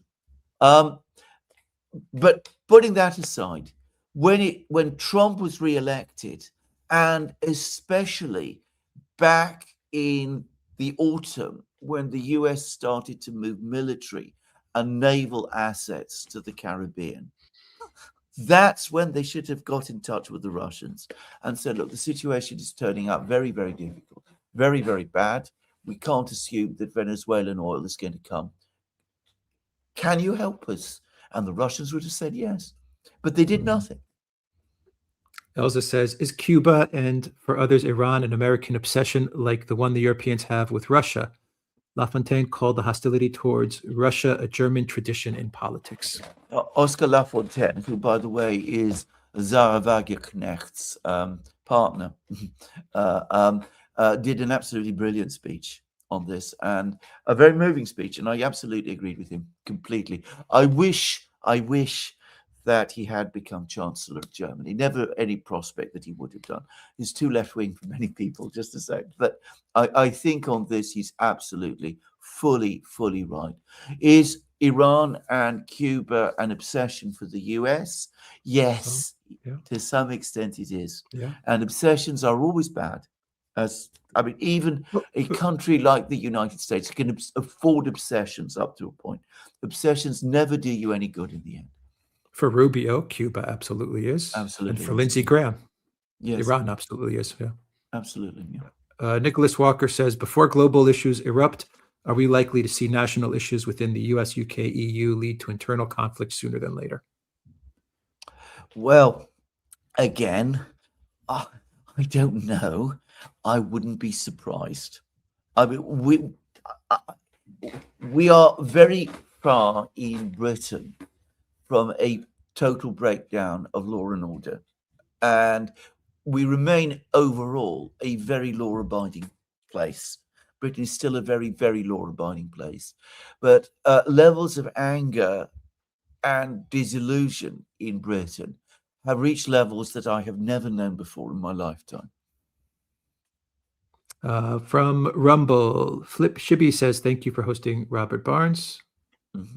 Oh, thank you to Robert for joining us. Yeah, for joining us. Absolutely.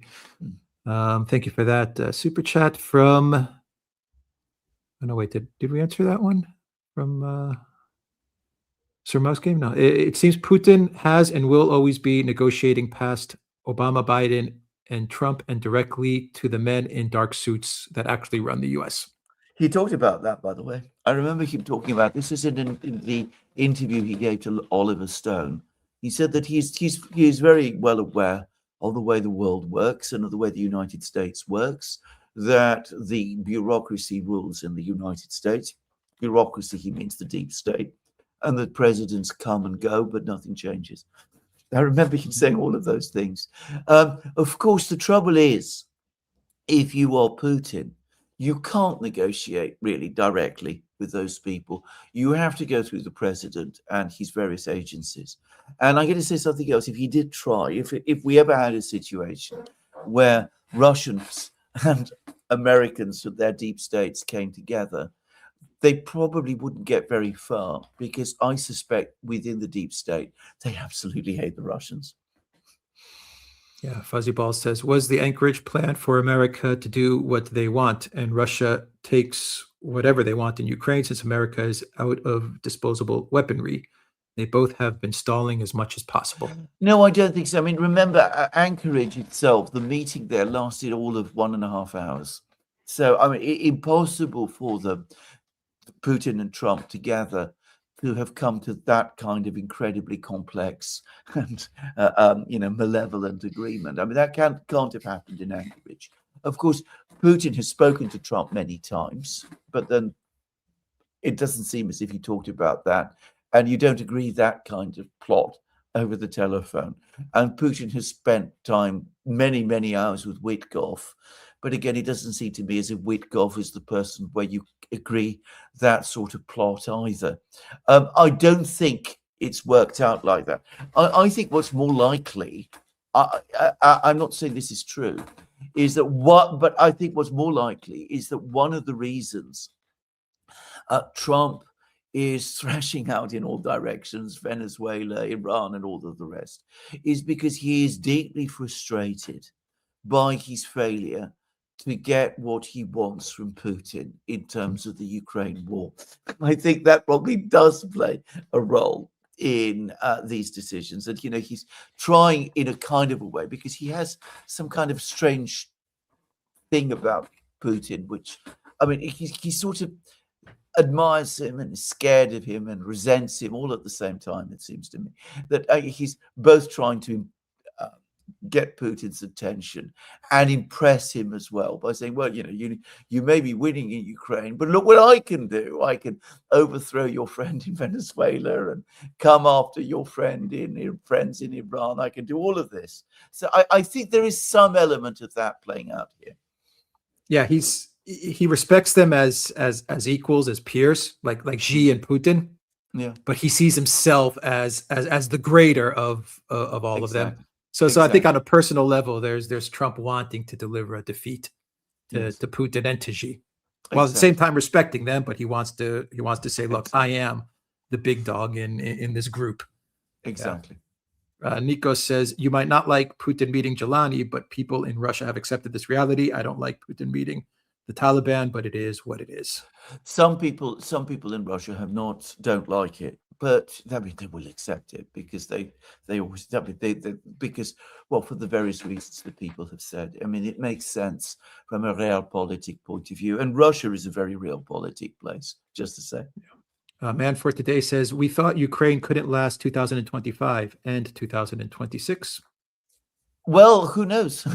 I'm not sure who exactly said that Ukraine would not last through 2025. If it was just Ukraine, by the way, if it was just Ukraine fighting the Russians, then it wouldn't have lasted through 2022. Just saying. Yeah. Sparky 6086. Sparky. I don't know why I said the whole handle, Sparky. Anyway, could China have propped up the Iranian currency without asking Iran? Did they ask Iran and after being turned down didn't do it because it would have been rude? Should they have just done it?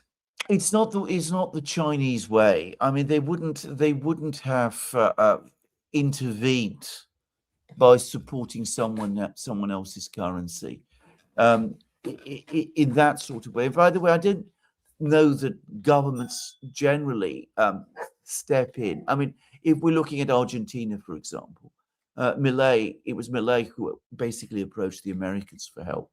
And of course, the Americans were very happy to give it.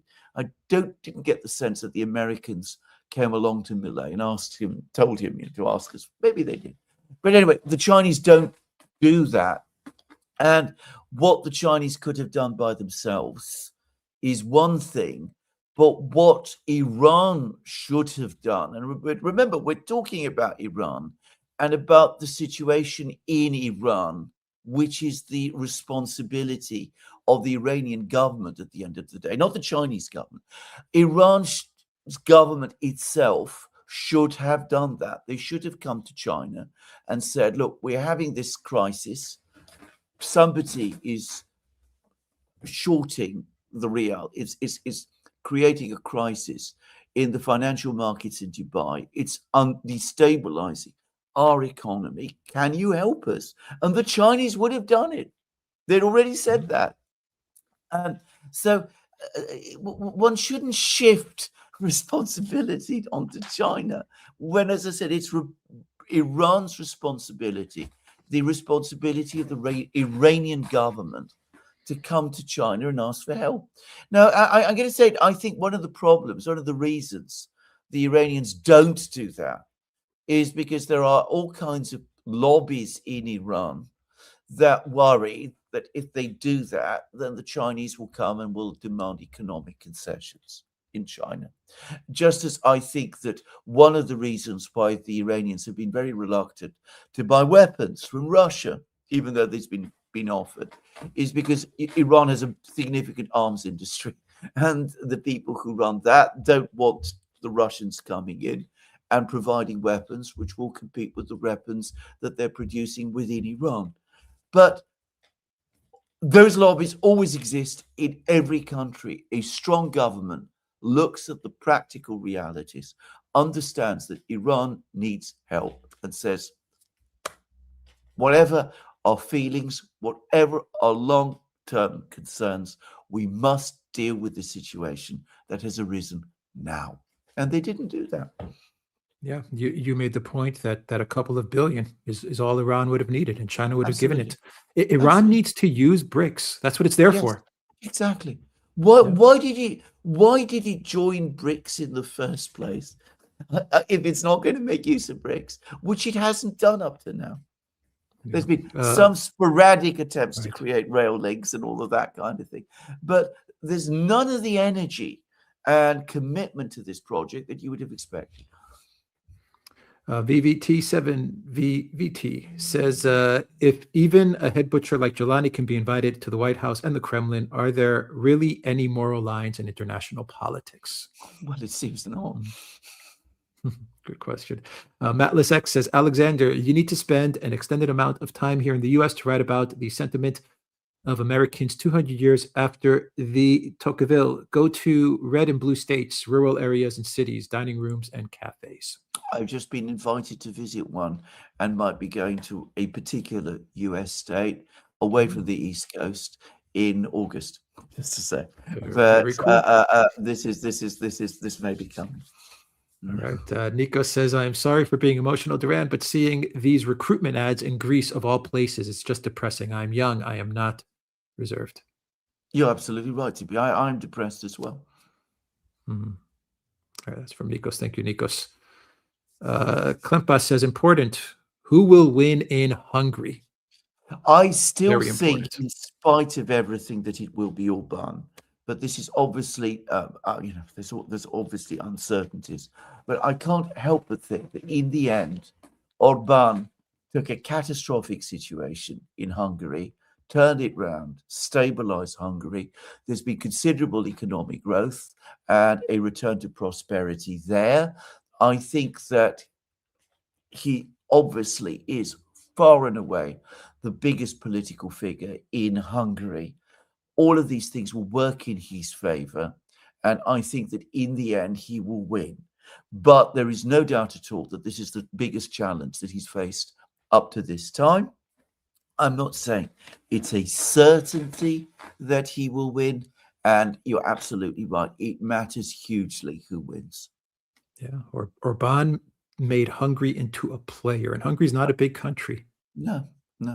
Orban turned Hungary into a big player on the world stage. If that Magyar guy wins, Hungary's just going to be another vassal in the EU machine. Yes. Yeah. Yes. In the US EU machine. Yeah.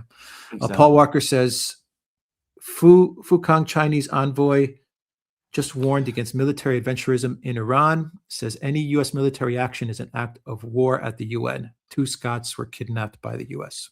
I need to find the Scots story. I need to about the 2 Scots. I need to find out about. But yes, the Chinese are saying these things. The Russians, no doubt, will too before long. I think that's going to, in itself, stop the events that we're seeing play out take place. Salman says, big thanks to both for amazing work and analysis. Thank you for that. Sparky says, Scott Bessent learned the art of crashing currencies from his master, George Soros. Absolutely true. Sparky. Very true. Demerch says, great analysis, lads. I follow Duran and both of your channels daily, the best sources for all things going on in the world, and particularly Ukraine. Would love to see a collaboration video with YouTuber Willie OAM sometimes. You know, I got to get in touch with Willie OAM, to be quite honest. I would like that collaboration as well. So I don't know if Willie OAM is watching this live stream or if someone can get in contact with him, have him reach out. I know he's more on the, I mean, he's a realist, but he's more on the Ukraine side of things with the conflict. Okay. But I like his work, and I think he's He's a really intelligent guy. So yeah, if someone knows Willie, OAM, have him reach out to us. That would be cool. Right. Salim says, how serious do you take Carney's speech? I don't. I'm sorry. I mean, I've said this many times. I think I don't think Carney expected it to get the attention that it got. Actually, I think he thought he was being very pleasant. Remember, he was talking to Davos, so I think he thought that he was going to make a nice splash and say something that the people in Davos would, be happy about and applaud.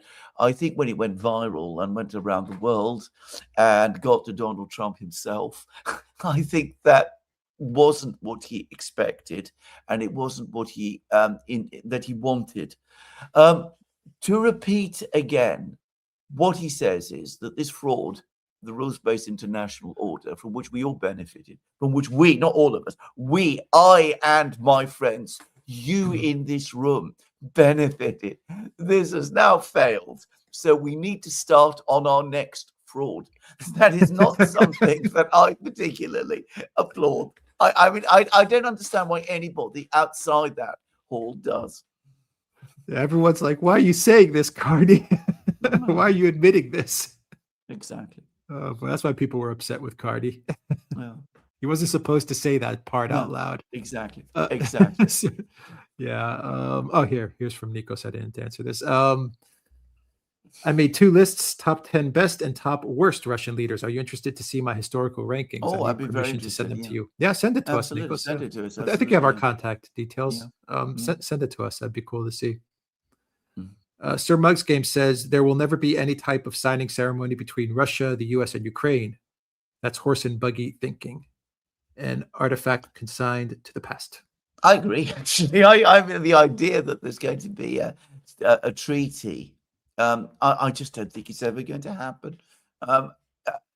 The closest we got to it was in Istanbul in April 2022, and we saw what happened. Yeah. Alexandrovich says, I really appreciate your program and the way you offer perspectives beyond those of mainstream Belgium media. In your opinion, what can ordinary people do to make alternative voices heard, especially regarding Russia-Ukraine conflict? Well, I mean, you can try and argue with people. Not always easy thing to do, but why don't you suggest to them? Why don't you go and listen to alternative takes? Why don't you go and subscribe to the Duran? That's right. Subscribe to Duran, everybody, and like this video. Hit that like button. Leonard Schellenberg says is a new member. Welcome to the Duran community. Dental says some say the Ukraine conflict is a form of World War III. I think World War 2.2 is more apt. Was the UK and Reich III coming to blows just down to Adolf not being a team player, or what? I think the diplomacy of the 1930s and early 1940s is very, very remote from our world today, and it has its roots very much in the events of the last years of the 19th century, early 20th century, and the Second World War, and the general crisis that was affecting Britain and its empire at that time.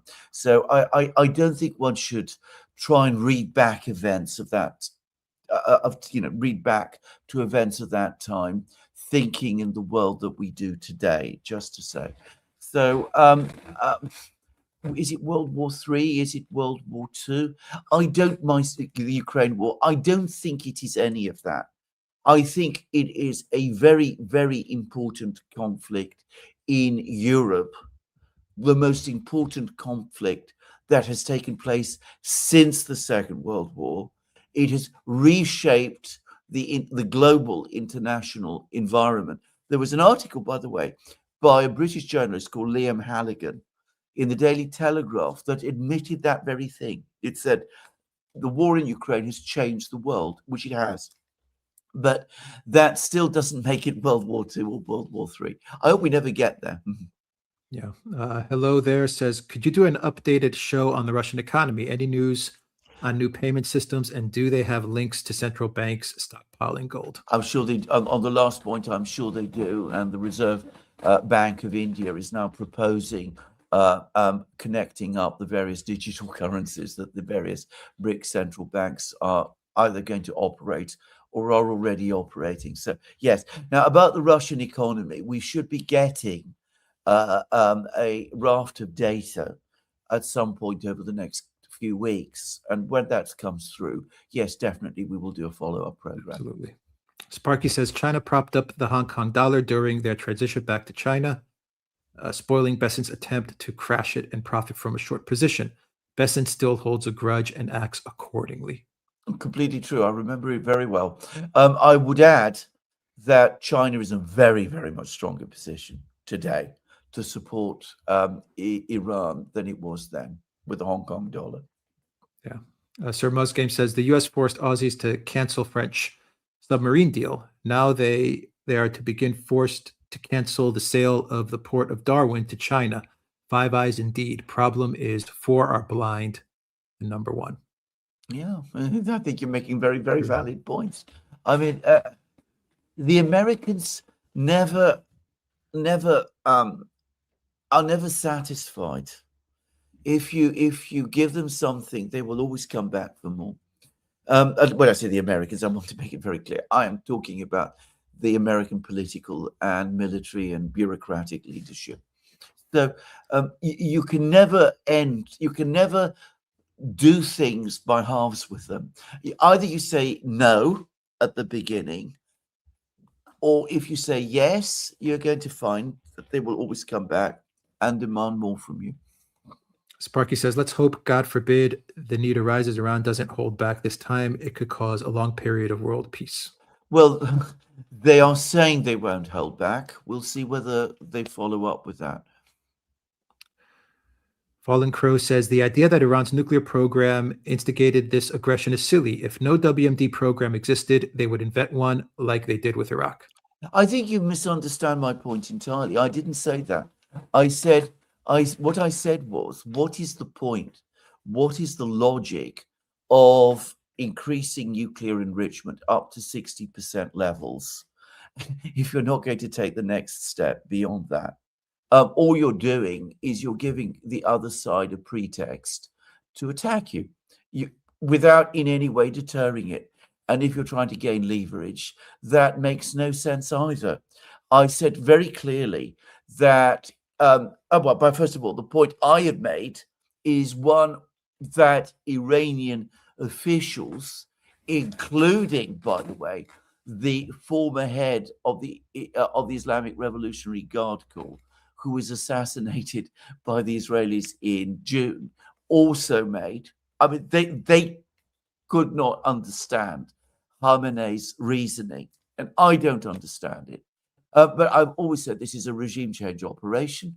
The American pretexts for it change all the time, and I've also said that Iran is a country at peace with all of the other surrounding countries and poses no threat to the United States, and that an attack on Iran now is completely wrong and entirely unjustified. Tim Gibson, thank you for that super sticker. Claudia says Europe turns first to China, then later to Russia. Who knows? I don't think so. I don't think so myself. Not with these leaders that we have now.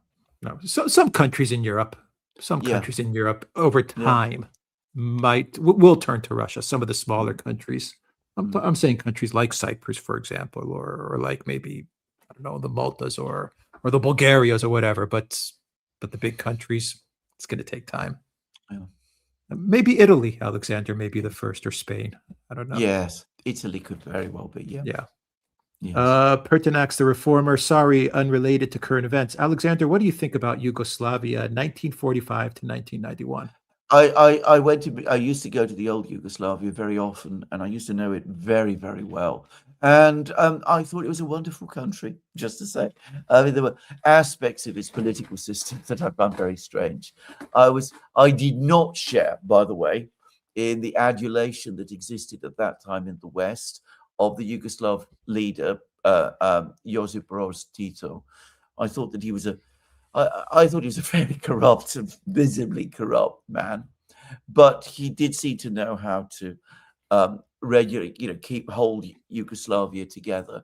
Well, I didn't get the sense at that time that it needed very much to hold it together for quite a long time. It seemed to be doing rather well. And compared to the other countries, that were communist, it certainly was very, very much more relaxed and open to the West. And there were private businesses and there was private enterprise. And it was a lovely place. And it was peaceful. It was certainly a much happier place, I suspect, than any one of the republics that made up the former Yugoslavia are today. Alexander Ross says, as elections in Hungary draw near, what lengths do you think EU leaders might stoop to for Viktor Orban's removal? Robert Fico's ordeal in mind. There are any lengths. There are no limits. They will do everything they possibly can, and one should be ready for it. Sir Mug's Game says, being assigned to Middle East is a demotion for Russian and Chinese diplomats. It's the devil's playground. No offense. No, it's not true. Actually, the Russians have an extremely well-trained and a very, very well-informed cadre of diplomats in the Middle East. Unlike the Americans, they all speak Arabic, for example. I happen to know this. I mean, they have very highly qualified people in the Middle East. I don't know about the Chinese. I cannot comment about the Chinese. But the Russians have always taken the Middle East extremely seriously. And the fact that they've been able to navigate and achieve good relations with so many countries in the Middle East, Egypt, Saudi Arabia, all the Gulf monarchies, Jalani in Syria, is a reflection of the caliber of the diplomats they have there. Claudia says, I'm worried that Dmitriev talks could lead to bad business deals for Russia. I don't think so. I get to tell you something about Dmitriev. By the way, I'm not a great fan of Dmitriev, and I absolutely do not think that he should be involved in negotiations over Ukraine. Not in any way. I mean, I think he's completely out of his depth there.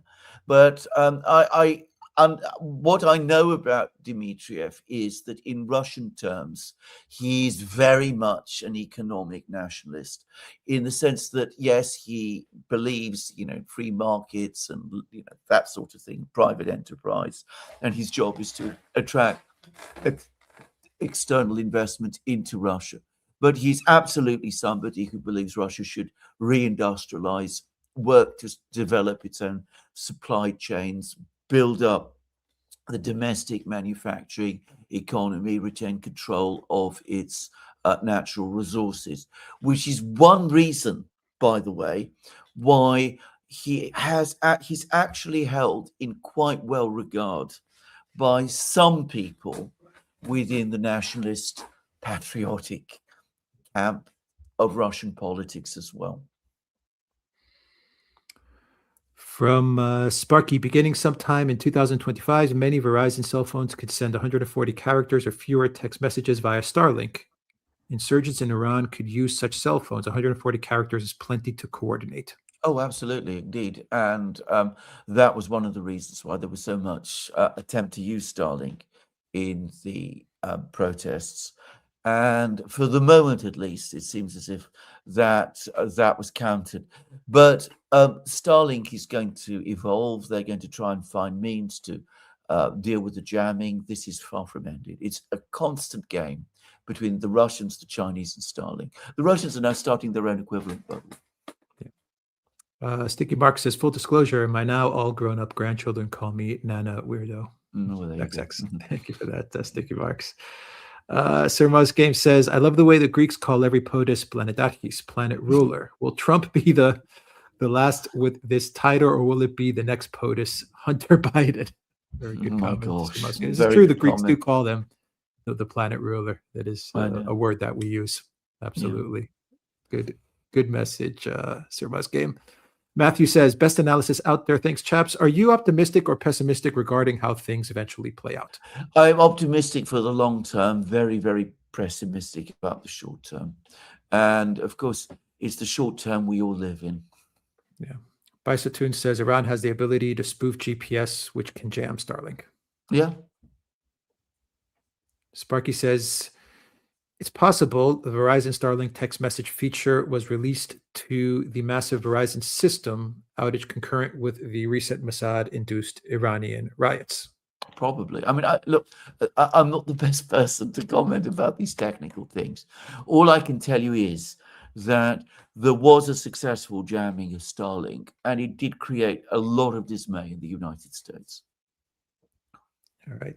Garland Nixon. Oh, Garland Nixon, our great friend. Greetings to you. We should have you on soon, just to say. And we should do a show very soon. Very Whenever soon, you're yeah. free, Garland. Let's Yeah, get together. The Dems are working tirelessly on a ceasefire in Minneapolis, just like they did with Gaza.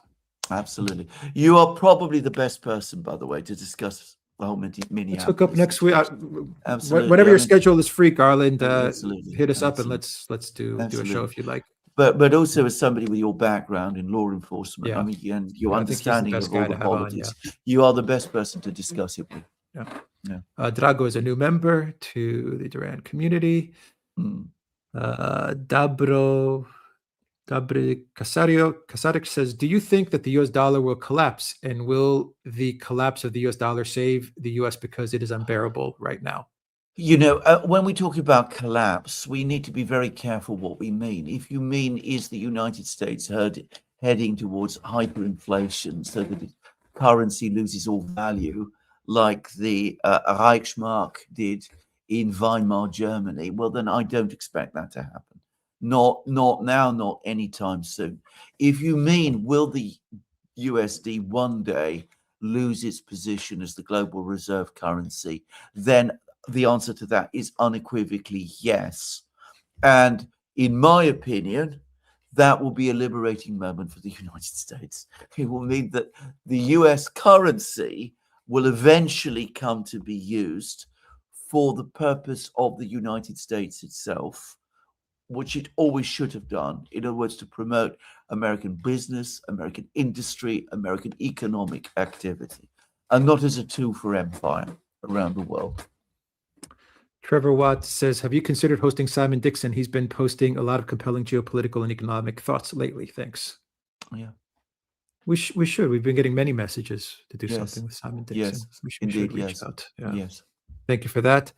Game of Chairs says, is Japan's currency crisis the start of a shift in global finance? We talked about this. I think it could be very, very big, actually, given how important Japan is and given the size of the debts, the debt liabilities that the Japanese government holds. I understand that the days when Japan could cover all these debts from the savings of the Japanese population are ending, because Japan completely failed to deal with its demographic problems, which go back very far to the early 1980s. So it's definitely something to look into. And maybe somebody who understands the situation in Japan would be a good person to speak to as well. Sparky says, the great Garland Nixon noticed the seeming coincidence between the massive Verizon outage and the violent riots in Iran. Yeah. Interesting. Nico says, I'm interested in the Russian parliamentary elections. While people support President Putin and his cabinet, the United Russia ruling party is mixed to 47%. Well, that still makes it by many orders of magnitude the most popular party in Russia. But Putin himself has always been far more popular than United Russia. Just to say, I mean, and remember, he's not even a member of United Russia. So when you call it the ruling party, I think that's something of a misconception, because it's not United Russia, the party which rules Russia. It is Putin and the officials in the Kremlin who rule Russia. And they use United Russia as a mechanism, as a party that owes allegiance to them, and which helps them to control the Duma, the Russian parliament. It's a different political system from ours. It doesn't mean that it is an authoritarian or dictatorial one in the way that many people in the West say. Saddam says the EU will be back on Russian energy like white on rice when the war ends. I would love to think so. I wouldn't be so sure. First of all, will the Russians want to sell after all that's happened? I mean, bear in mind, it was already a horrible business for the Russians from long before 2022. I mean, they were having to face court cases, regulations. They were being harassed all the time. It had become an absolute nightmare for them. And I remember, I think it was in 2012, before the Ukraine crisis, that Gazprom made a decision that it wasn't going to build any more pipelines to Europe because the business there had become so difficult. And then Merkel and Putin did the deal over Nord Stream 2, and Gazprom had to comply, which they did through gritted teeth, and the rest is history. Look, the Russians have no problem dealing with sovereign countries in Europe, like Hungary. Yeah. I think they'll be happy to do energy deals with Yes. individual countries in Europe. The problem Yeah. is the European Union. No one wants Correct. to deal with the European Union, and the Russians do Correct. not want to deal with the European Union and all of Exactly. their whining and their regulations and their complaining. They don't want to deal with any of that. In fact, Merkel promised Putin that because of the way in which the Nord Stream 2 pipeline was built, skirting, going through the Baltic Sea, that it wouldn't be within European Union territory, that the European Union would have no role, no ability to stop, block, interfere, or harass it. And she gave Putin that guarantee, exactly what Alex says. Sparky says insurgents don't need the word of Merkel. The word of Merkelism, yeah. Yeah. Sparky says insurgents don't need a full-blown Starlink terminal to communicate. A normal-looking cell phone would suffice. 140 characters or fewer messages is enough. They don't need to surf the internet. I understand, and I understand that, as I said, the jamming has taken many forms, and I'm not going to discuss it because, as I said, this isn't me. This is not what I am best able to talk about. But yes, you're absolutely right. ZC Karayanis, thank you for that super sticker. Nikos says, we talk about President Putin's time, but I've never seen a Russian leader his age so active besides Stalin. I think he'll retire in 2030, endorsing Duman, but he'll surpass Stalin in longevity. Well, quite possibly. By the way, at his age, at Putin's age, Stalin was visibly ill. Remember, Stalin died when he was 73, which is, I think, not much older than Putin is already. And if you know Soviet history, Stalin had his first stroke in 1943 during the war, and he skipped increasingly. He became almost invisible to the Soviet public in the 1940s after the war. And it's known that he was very, very ill for some time before he died. So, I mean, Putin is much, much more vigorous and vital than Stalin was. Yeah. Gregory says, Alexander, you have to admit there are a few parallels between the U.S. empire trajectory and fascist Germany, at least going back to the Patriot Act. Well, there are. I mean, one can find parallels, but one shouldn't overemphasize them. The two countries are profoundly different. The character of the people is completely different too, by the way, just to say. Fuzzy Ball says Shanghai silver price closed at 134.31 an ounce USD. COMEX here in the US is 119.44, which is going to devastate European banks who hold massive short positions. Wow. Thank you for that, Fuzzy Balls. Sir Mouse Game says Trump wants Starmer, Macron, Merz, and Zelensky to be the next U.S. and Russian negotiations. Someone has to park the cars and serve the drinks, I guess. Thank you for that, Sir Mouse Game. Irini says EU elite follow the Zionist agenda. Christian Zionism is being promoted, which does not even exist. Thoughts? Why van der Leyen, I guess, Van Diel, promoted the Talmud in the EU Parliament, Christianity being under attack? Well, all I can say about this is that the extent to which Christianity is under attack from the dominant political forces in Britain, here in Britain, really astonishes me. For example, it is now absolutely standard for British political leaders, the Prime Minister, the leader of the opposition, to congratulate people in Britain on pretty much every single religious and secular holiday that you can think of, except I noticed that they stopped doing it for Christmas and Easter. Just to say. Yeah. Tejano Ruski says, what do you think the future of the U.S. is? Will it become an American union of sorts with less Fed control? Do you think the U.S. would stay together? The way things are now is not sustainable. It is not sustainable. But if the United States changes course, which I always hope it will, and I'm always disappointed, but if it changes course, it still has time. It could become an extremely happy and wonderful place. It has all the reasons why it should be. It is squandering its future by engaging in all of these absurd plans and policies and projects in the present. Punnage Production says, why does Trump want Greenland? Is it actually because of security, or is there an alternative reason like resources? I don't myself think it's resources. I mean, I think, again, the resources in Greenland almost certainly have been overstated. I think that there's a confluence of two things. Firstly, Trump's vanity. I mean, I think Alex said it. I mean, he wants to increase the size of the United States. Greenland is big. America is big. He wants to make America even bigger. Thomas Jefferson bought Louisiana. Andrew Johnson bought Alaska. Donald Trump is going to buy Greenland. I mean, it feeds that side of him. But contrary to what a lot of people say, I think there is actually a strategic rationale to this, which is I think the United States has seen, especially over the last year, how weak its European allies are.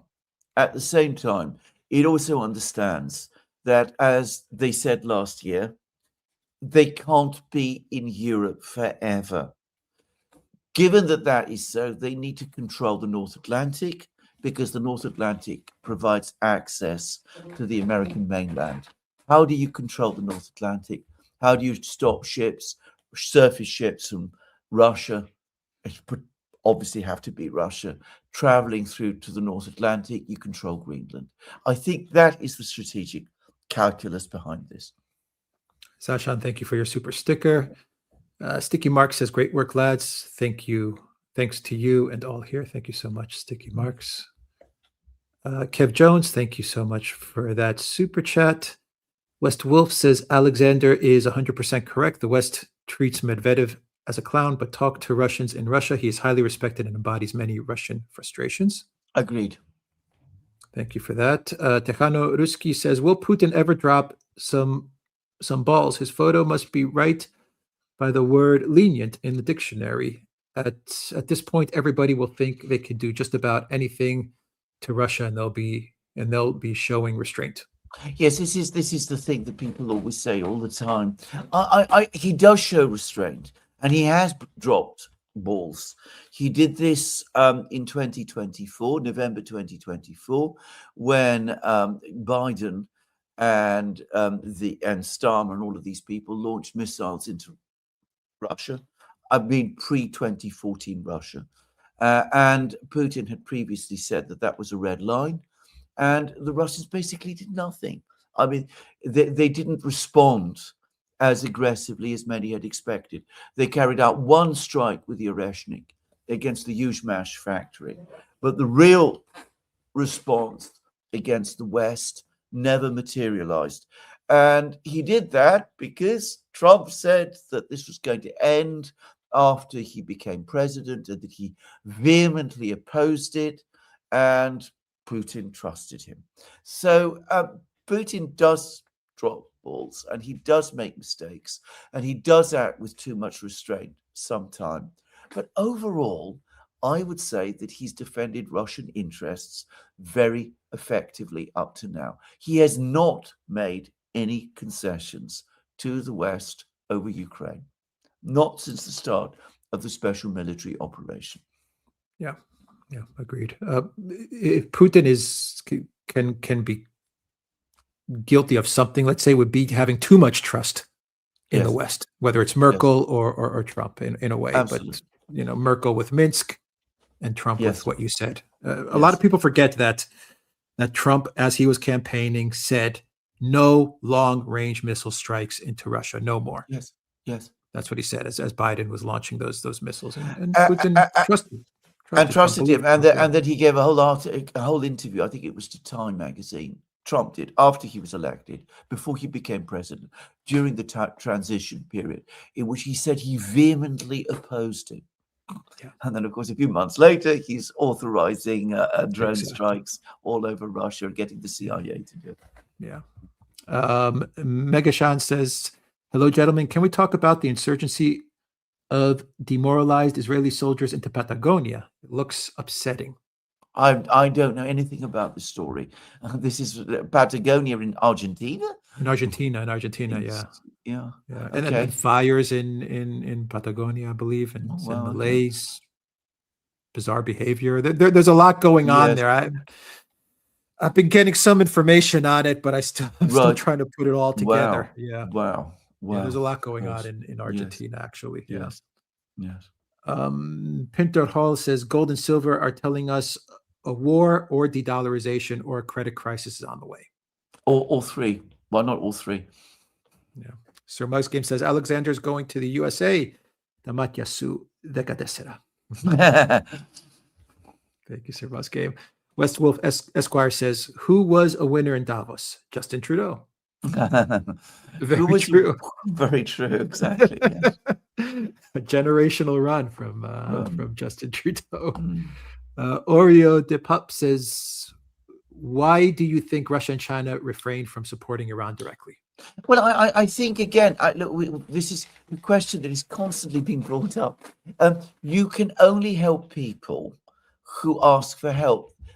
I think that there is nobody now any longer disputes that Iran, the Iranian, the Revolutionary Guard Corps, the IRGC did ask for help to jam Starlink, and they got it, and it worked. So they do get help when they ask for it. If they don't ask for it, there's a limit to what the Chinese and the Russians can do. You cannot help people who will not help themselves. It is that straightforward. From Gregory, I really think the U.S. will descend into fascism as it cannot deal with the loss of hegemony. The power elite will turn in on us, its own citizens. I know that view exists, and I know it's very widespread in the United States. I absolutely hope and pray it doesn't happen. Sanopin says the EU Commissioner for Energy has just realized that switching dependence from Russian pipeline gas to U.S. LNG was probably not a good idea. Really? Was there a statement? I haven't seen it. I mean, if you haven't seen it, I haven't seen it. If it, well, anyway, if it has come, well, all I can say is it's nice to see that the light bulb has suddenly switched on. Tejano Eruski says, do you expect the globalist conglomerate to disintegrate shortly after the Ukraine conflict is over? Well, I mean, we have the great Mark Carney telling us as much, so why shouldn't we think it? Yep. West Wolf Esquire says, end of the EU required for Russian reconciliation? Yes, I agree. I think so. I think that the EU, it's become absolutely clear, is structurally, like every single pan-European alliance that excludes Russia, the EU will always be hostile to Russia. It is a structural reality that will never change. Yinka 661 says, the real geopolitical war the U.S. is fighting in an attempt to regain its economic sovereignty is with the British. Discuss. That's a huge topic. I know many people think this. Matt Ehret is a good example, but many others too. Alex Craner sometimes. I get to say this. As I said, I used to be fairly close to the financial world in London. I'm not anymore, but I still have some contacts. These people seem very depressed to me. I mean, the word I'm getting is that London's role as a financial center now is very diminished, even as compared to what it was 20 years ago. I don't get the sense that London is at the center of some great spider's web of finance, which basically controls the US. I'm not an expert on financial matters, but certainly that's my own thinking. now. I think you want to understand where the control and finance is. I think it's not in fact centered in any one particular place. I think it's all over the world, but the predominant part of it is actually American. That's my sense anyway. Tejano Ruski says US, Russia, Saudi, UAE could control the oil market. Do you think the US would ever get its stuff together to make that happen? Yes, I think it's a brilliant. Yeah, from an American point of view, it's a brilliant idea. Putin has pointed it out to Trump. I believe MBS has also done so. The US has never really acted on that. Hmm. Osgard said about the EU-India deal effect on Turkey's custom deal. People concerned in Turkey with the economy. Do you see the EU can evolve the Turkey relation to a serious level? I think the Turks have every right to be angry, actually. I mean, they've been knocking on the door to get into the EU since the early 30 years, 1960s. 40 years, yeah. 40 years. I mean, and they're constantly being passed over. And now we have this talk about the mother of all deals with India and all of that. So I think the Turks have every good reason for grievance and for anger. I don't know what they're going to do about it. Well, I would tell them what to do about it. Forget about the EU, start getting closer and closer to the BRICS. What else can they do? They're a part of the state of the BRICS. Yeah, it's not Erdogan style though. Erdogan No, is no. playing both sides always. Yeah. Wanderer says, does Russia have the capability to take over and hold Odessa?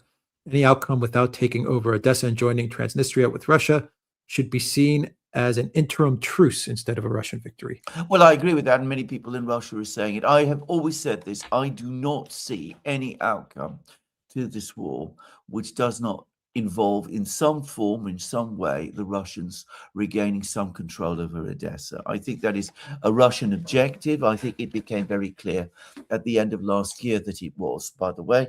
And Gerasimov, the chief of general staff, had a picture in which Odessa was marked in as Russian territory.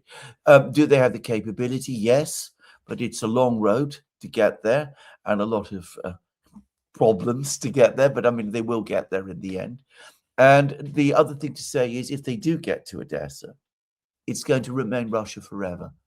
There is absolutely no conceivable way, no negotiation, no possible manner in which the Russians will ever give up Odessa again. Not happening. Alexander Ross says, might Russia's new Zorky satellite be a game changer for Russia and a possible foil to Starlink? Yes. So I've heard. Jeff Bickford, thank you for that super sticker. Sparky says, Alex and Alexander, your work is terrific as always. Thank you a million times. Thank you, Sparky, for the support.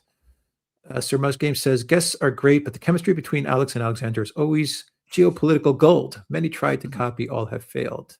Have a good weekend. Thank you, Sir Mugs, for that. Thank you for your great messages as well. Ragnar says, how much Jewish influence is there in Moscow? Very little, I'd say. If you're talking about influence in terms of support for Israel and that sort of thing, the Russians make their own decisions about relations with any particular country. There are people within the Russian government who have Jewish backgrounds, but their loyalty is to Russia. SPM Channel says, what's your thoughts on Xi's firing of the military commission members? There's nearly no one left. We talked about it earlier in the program. As I said, I think that there is a corruption issue, but I think a lot of it, the ultimate cause of it, is this enormous expansion in the Chinese military that's taken place, which is creating all sorts of stresses, which explain that why there's been tensions between the political and military leadership, and why the politicians might not be entirely trusting of the military leaders at this time. Sparky says, in my opinion, Ted Posto was trying to categorize the Orezhnik as not so devastating. So Western leaders not sophisticated in such matters wouldn't confuse or conflate it as nuclear and respond with nuclear. I think you are partly true. I mean, what Ted Postel very correctly is very, very worried about the drift towards a possible nuclear confrontation and potential nuclear war. Bear in mind that in about, was it 10 days' time, the only arms control agreement left, the New START Treaty, expires. And we are for the first time since the 1960s in a world where there is no nuclear arms limitation control whatsoever. So he's absolutely right to be concerned about this. And he went out of his way to explain that the Oreshnik is not a nuclear weapon. It doesn't work like that. It isn't as devastating as nuclear weapons are. And that responding to an Oreshnik strike by using nuclear weapons is completely inappropriate and would be an absolutely criminal escalation. So that is obviously and definitely one of his great concerns.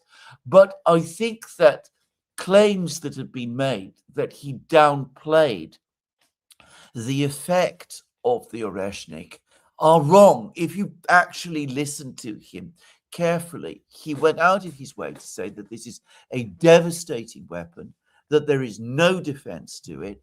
His one point was that the warheads are not designed to penetrate deep under the surface.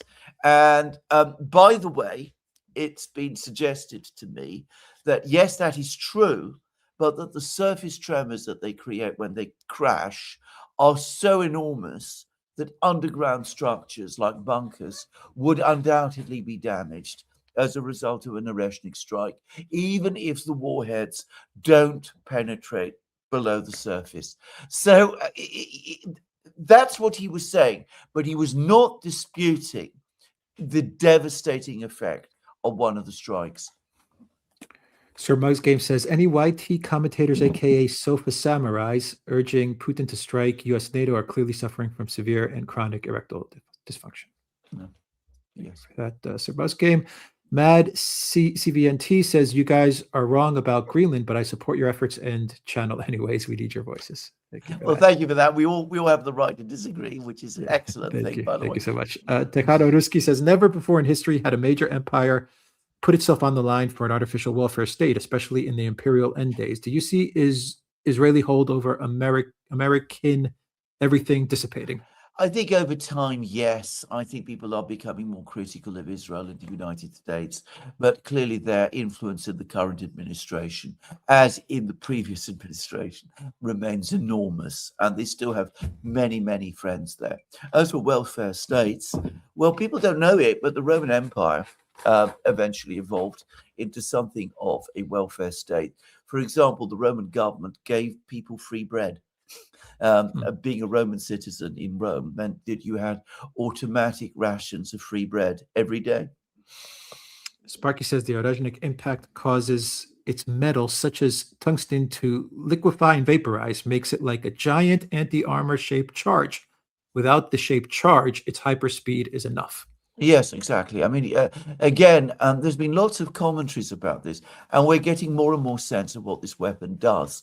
And perhaps the fact that it is enormously devastating, the confirmation of it is that the Ukrainians are not providing us with any actual information about the damage, which suggests that it has been enormous. Exactly.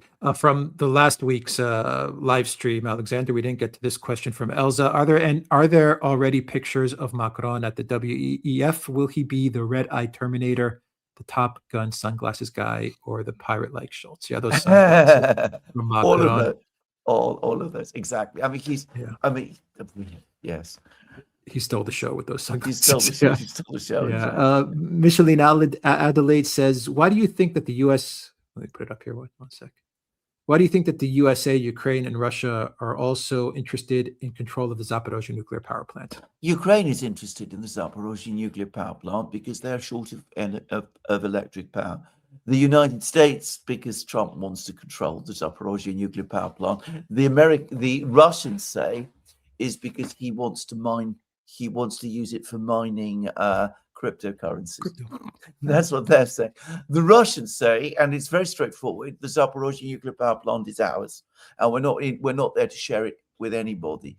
If a deal is done and there's an independent Ukraine, well, perfectly happy to supply Ukraine with electricity from it, probably at a price, but it is ours, and there's nothing more to discuss. That's the position. Yeah. Sparky says the tremors from the Orezhnik may liquefy the ground like the earthquake which destroyed Port Royal, the old pirate headquarters. Yes. Peter says, what do you say about Berletic's take on Greenland? I haven't followed it actually. This is because I've been very, very busy on things. But my own personal view about Greenland, I think I've already set out. I think that it's vanity in one respect, and I think it's also about control of the North Atlantic in the other. Internet veteran says, given Trump's ego and regular way of doing things, could Putin be entertaining the Board of Peace simply because it is a low-key way to motivate Trump to help the Russian cause, albeit somewhat unrelated? Well, I think that so far the Russians haven't said that they're going to join the Board of Peace.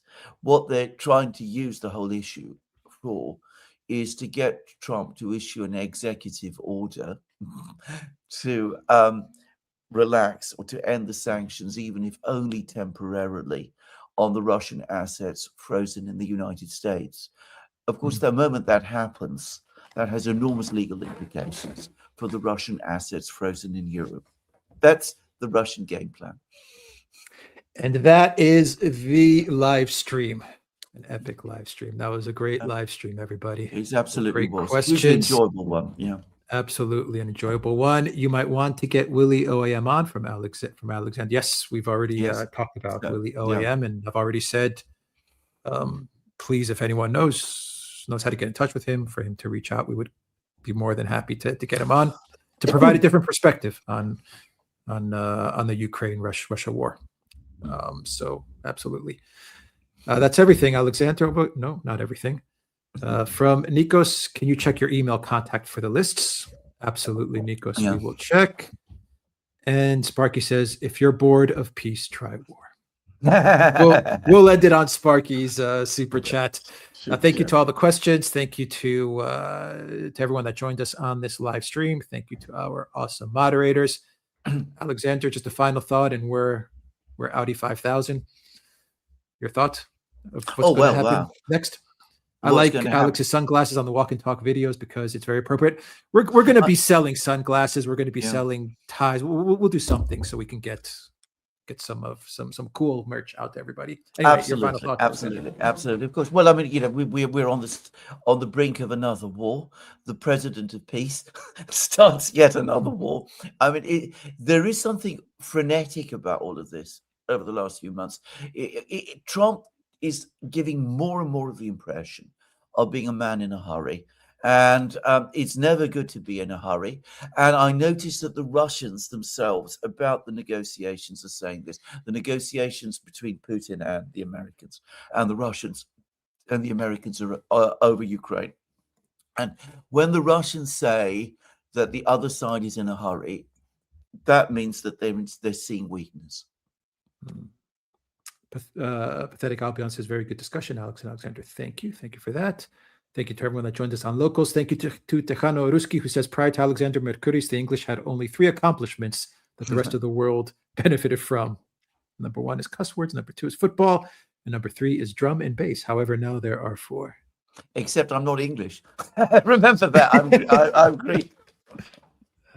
Greek, English. I'm British. I'm British. I'm British. British. Yeah. Oh, yes, very true. Okay, great. Thank you for that, Tejano Ruski. All right, everybody, have a great day. And me and Alexander are going to publish some videos on our channels. Go to Alexander's channel.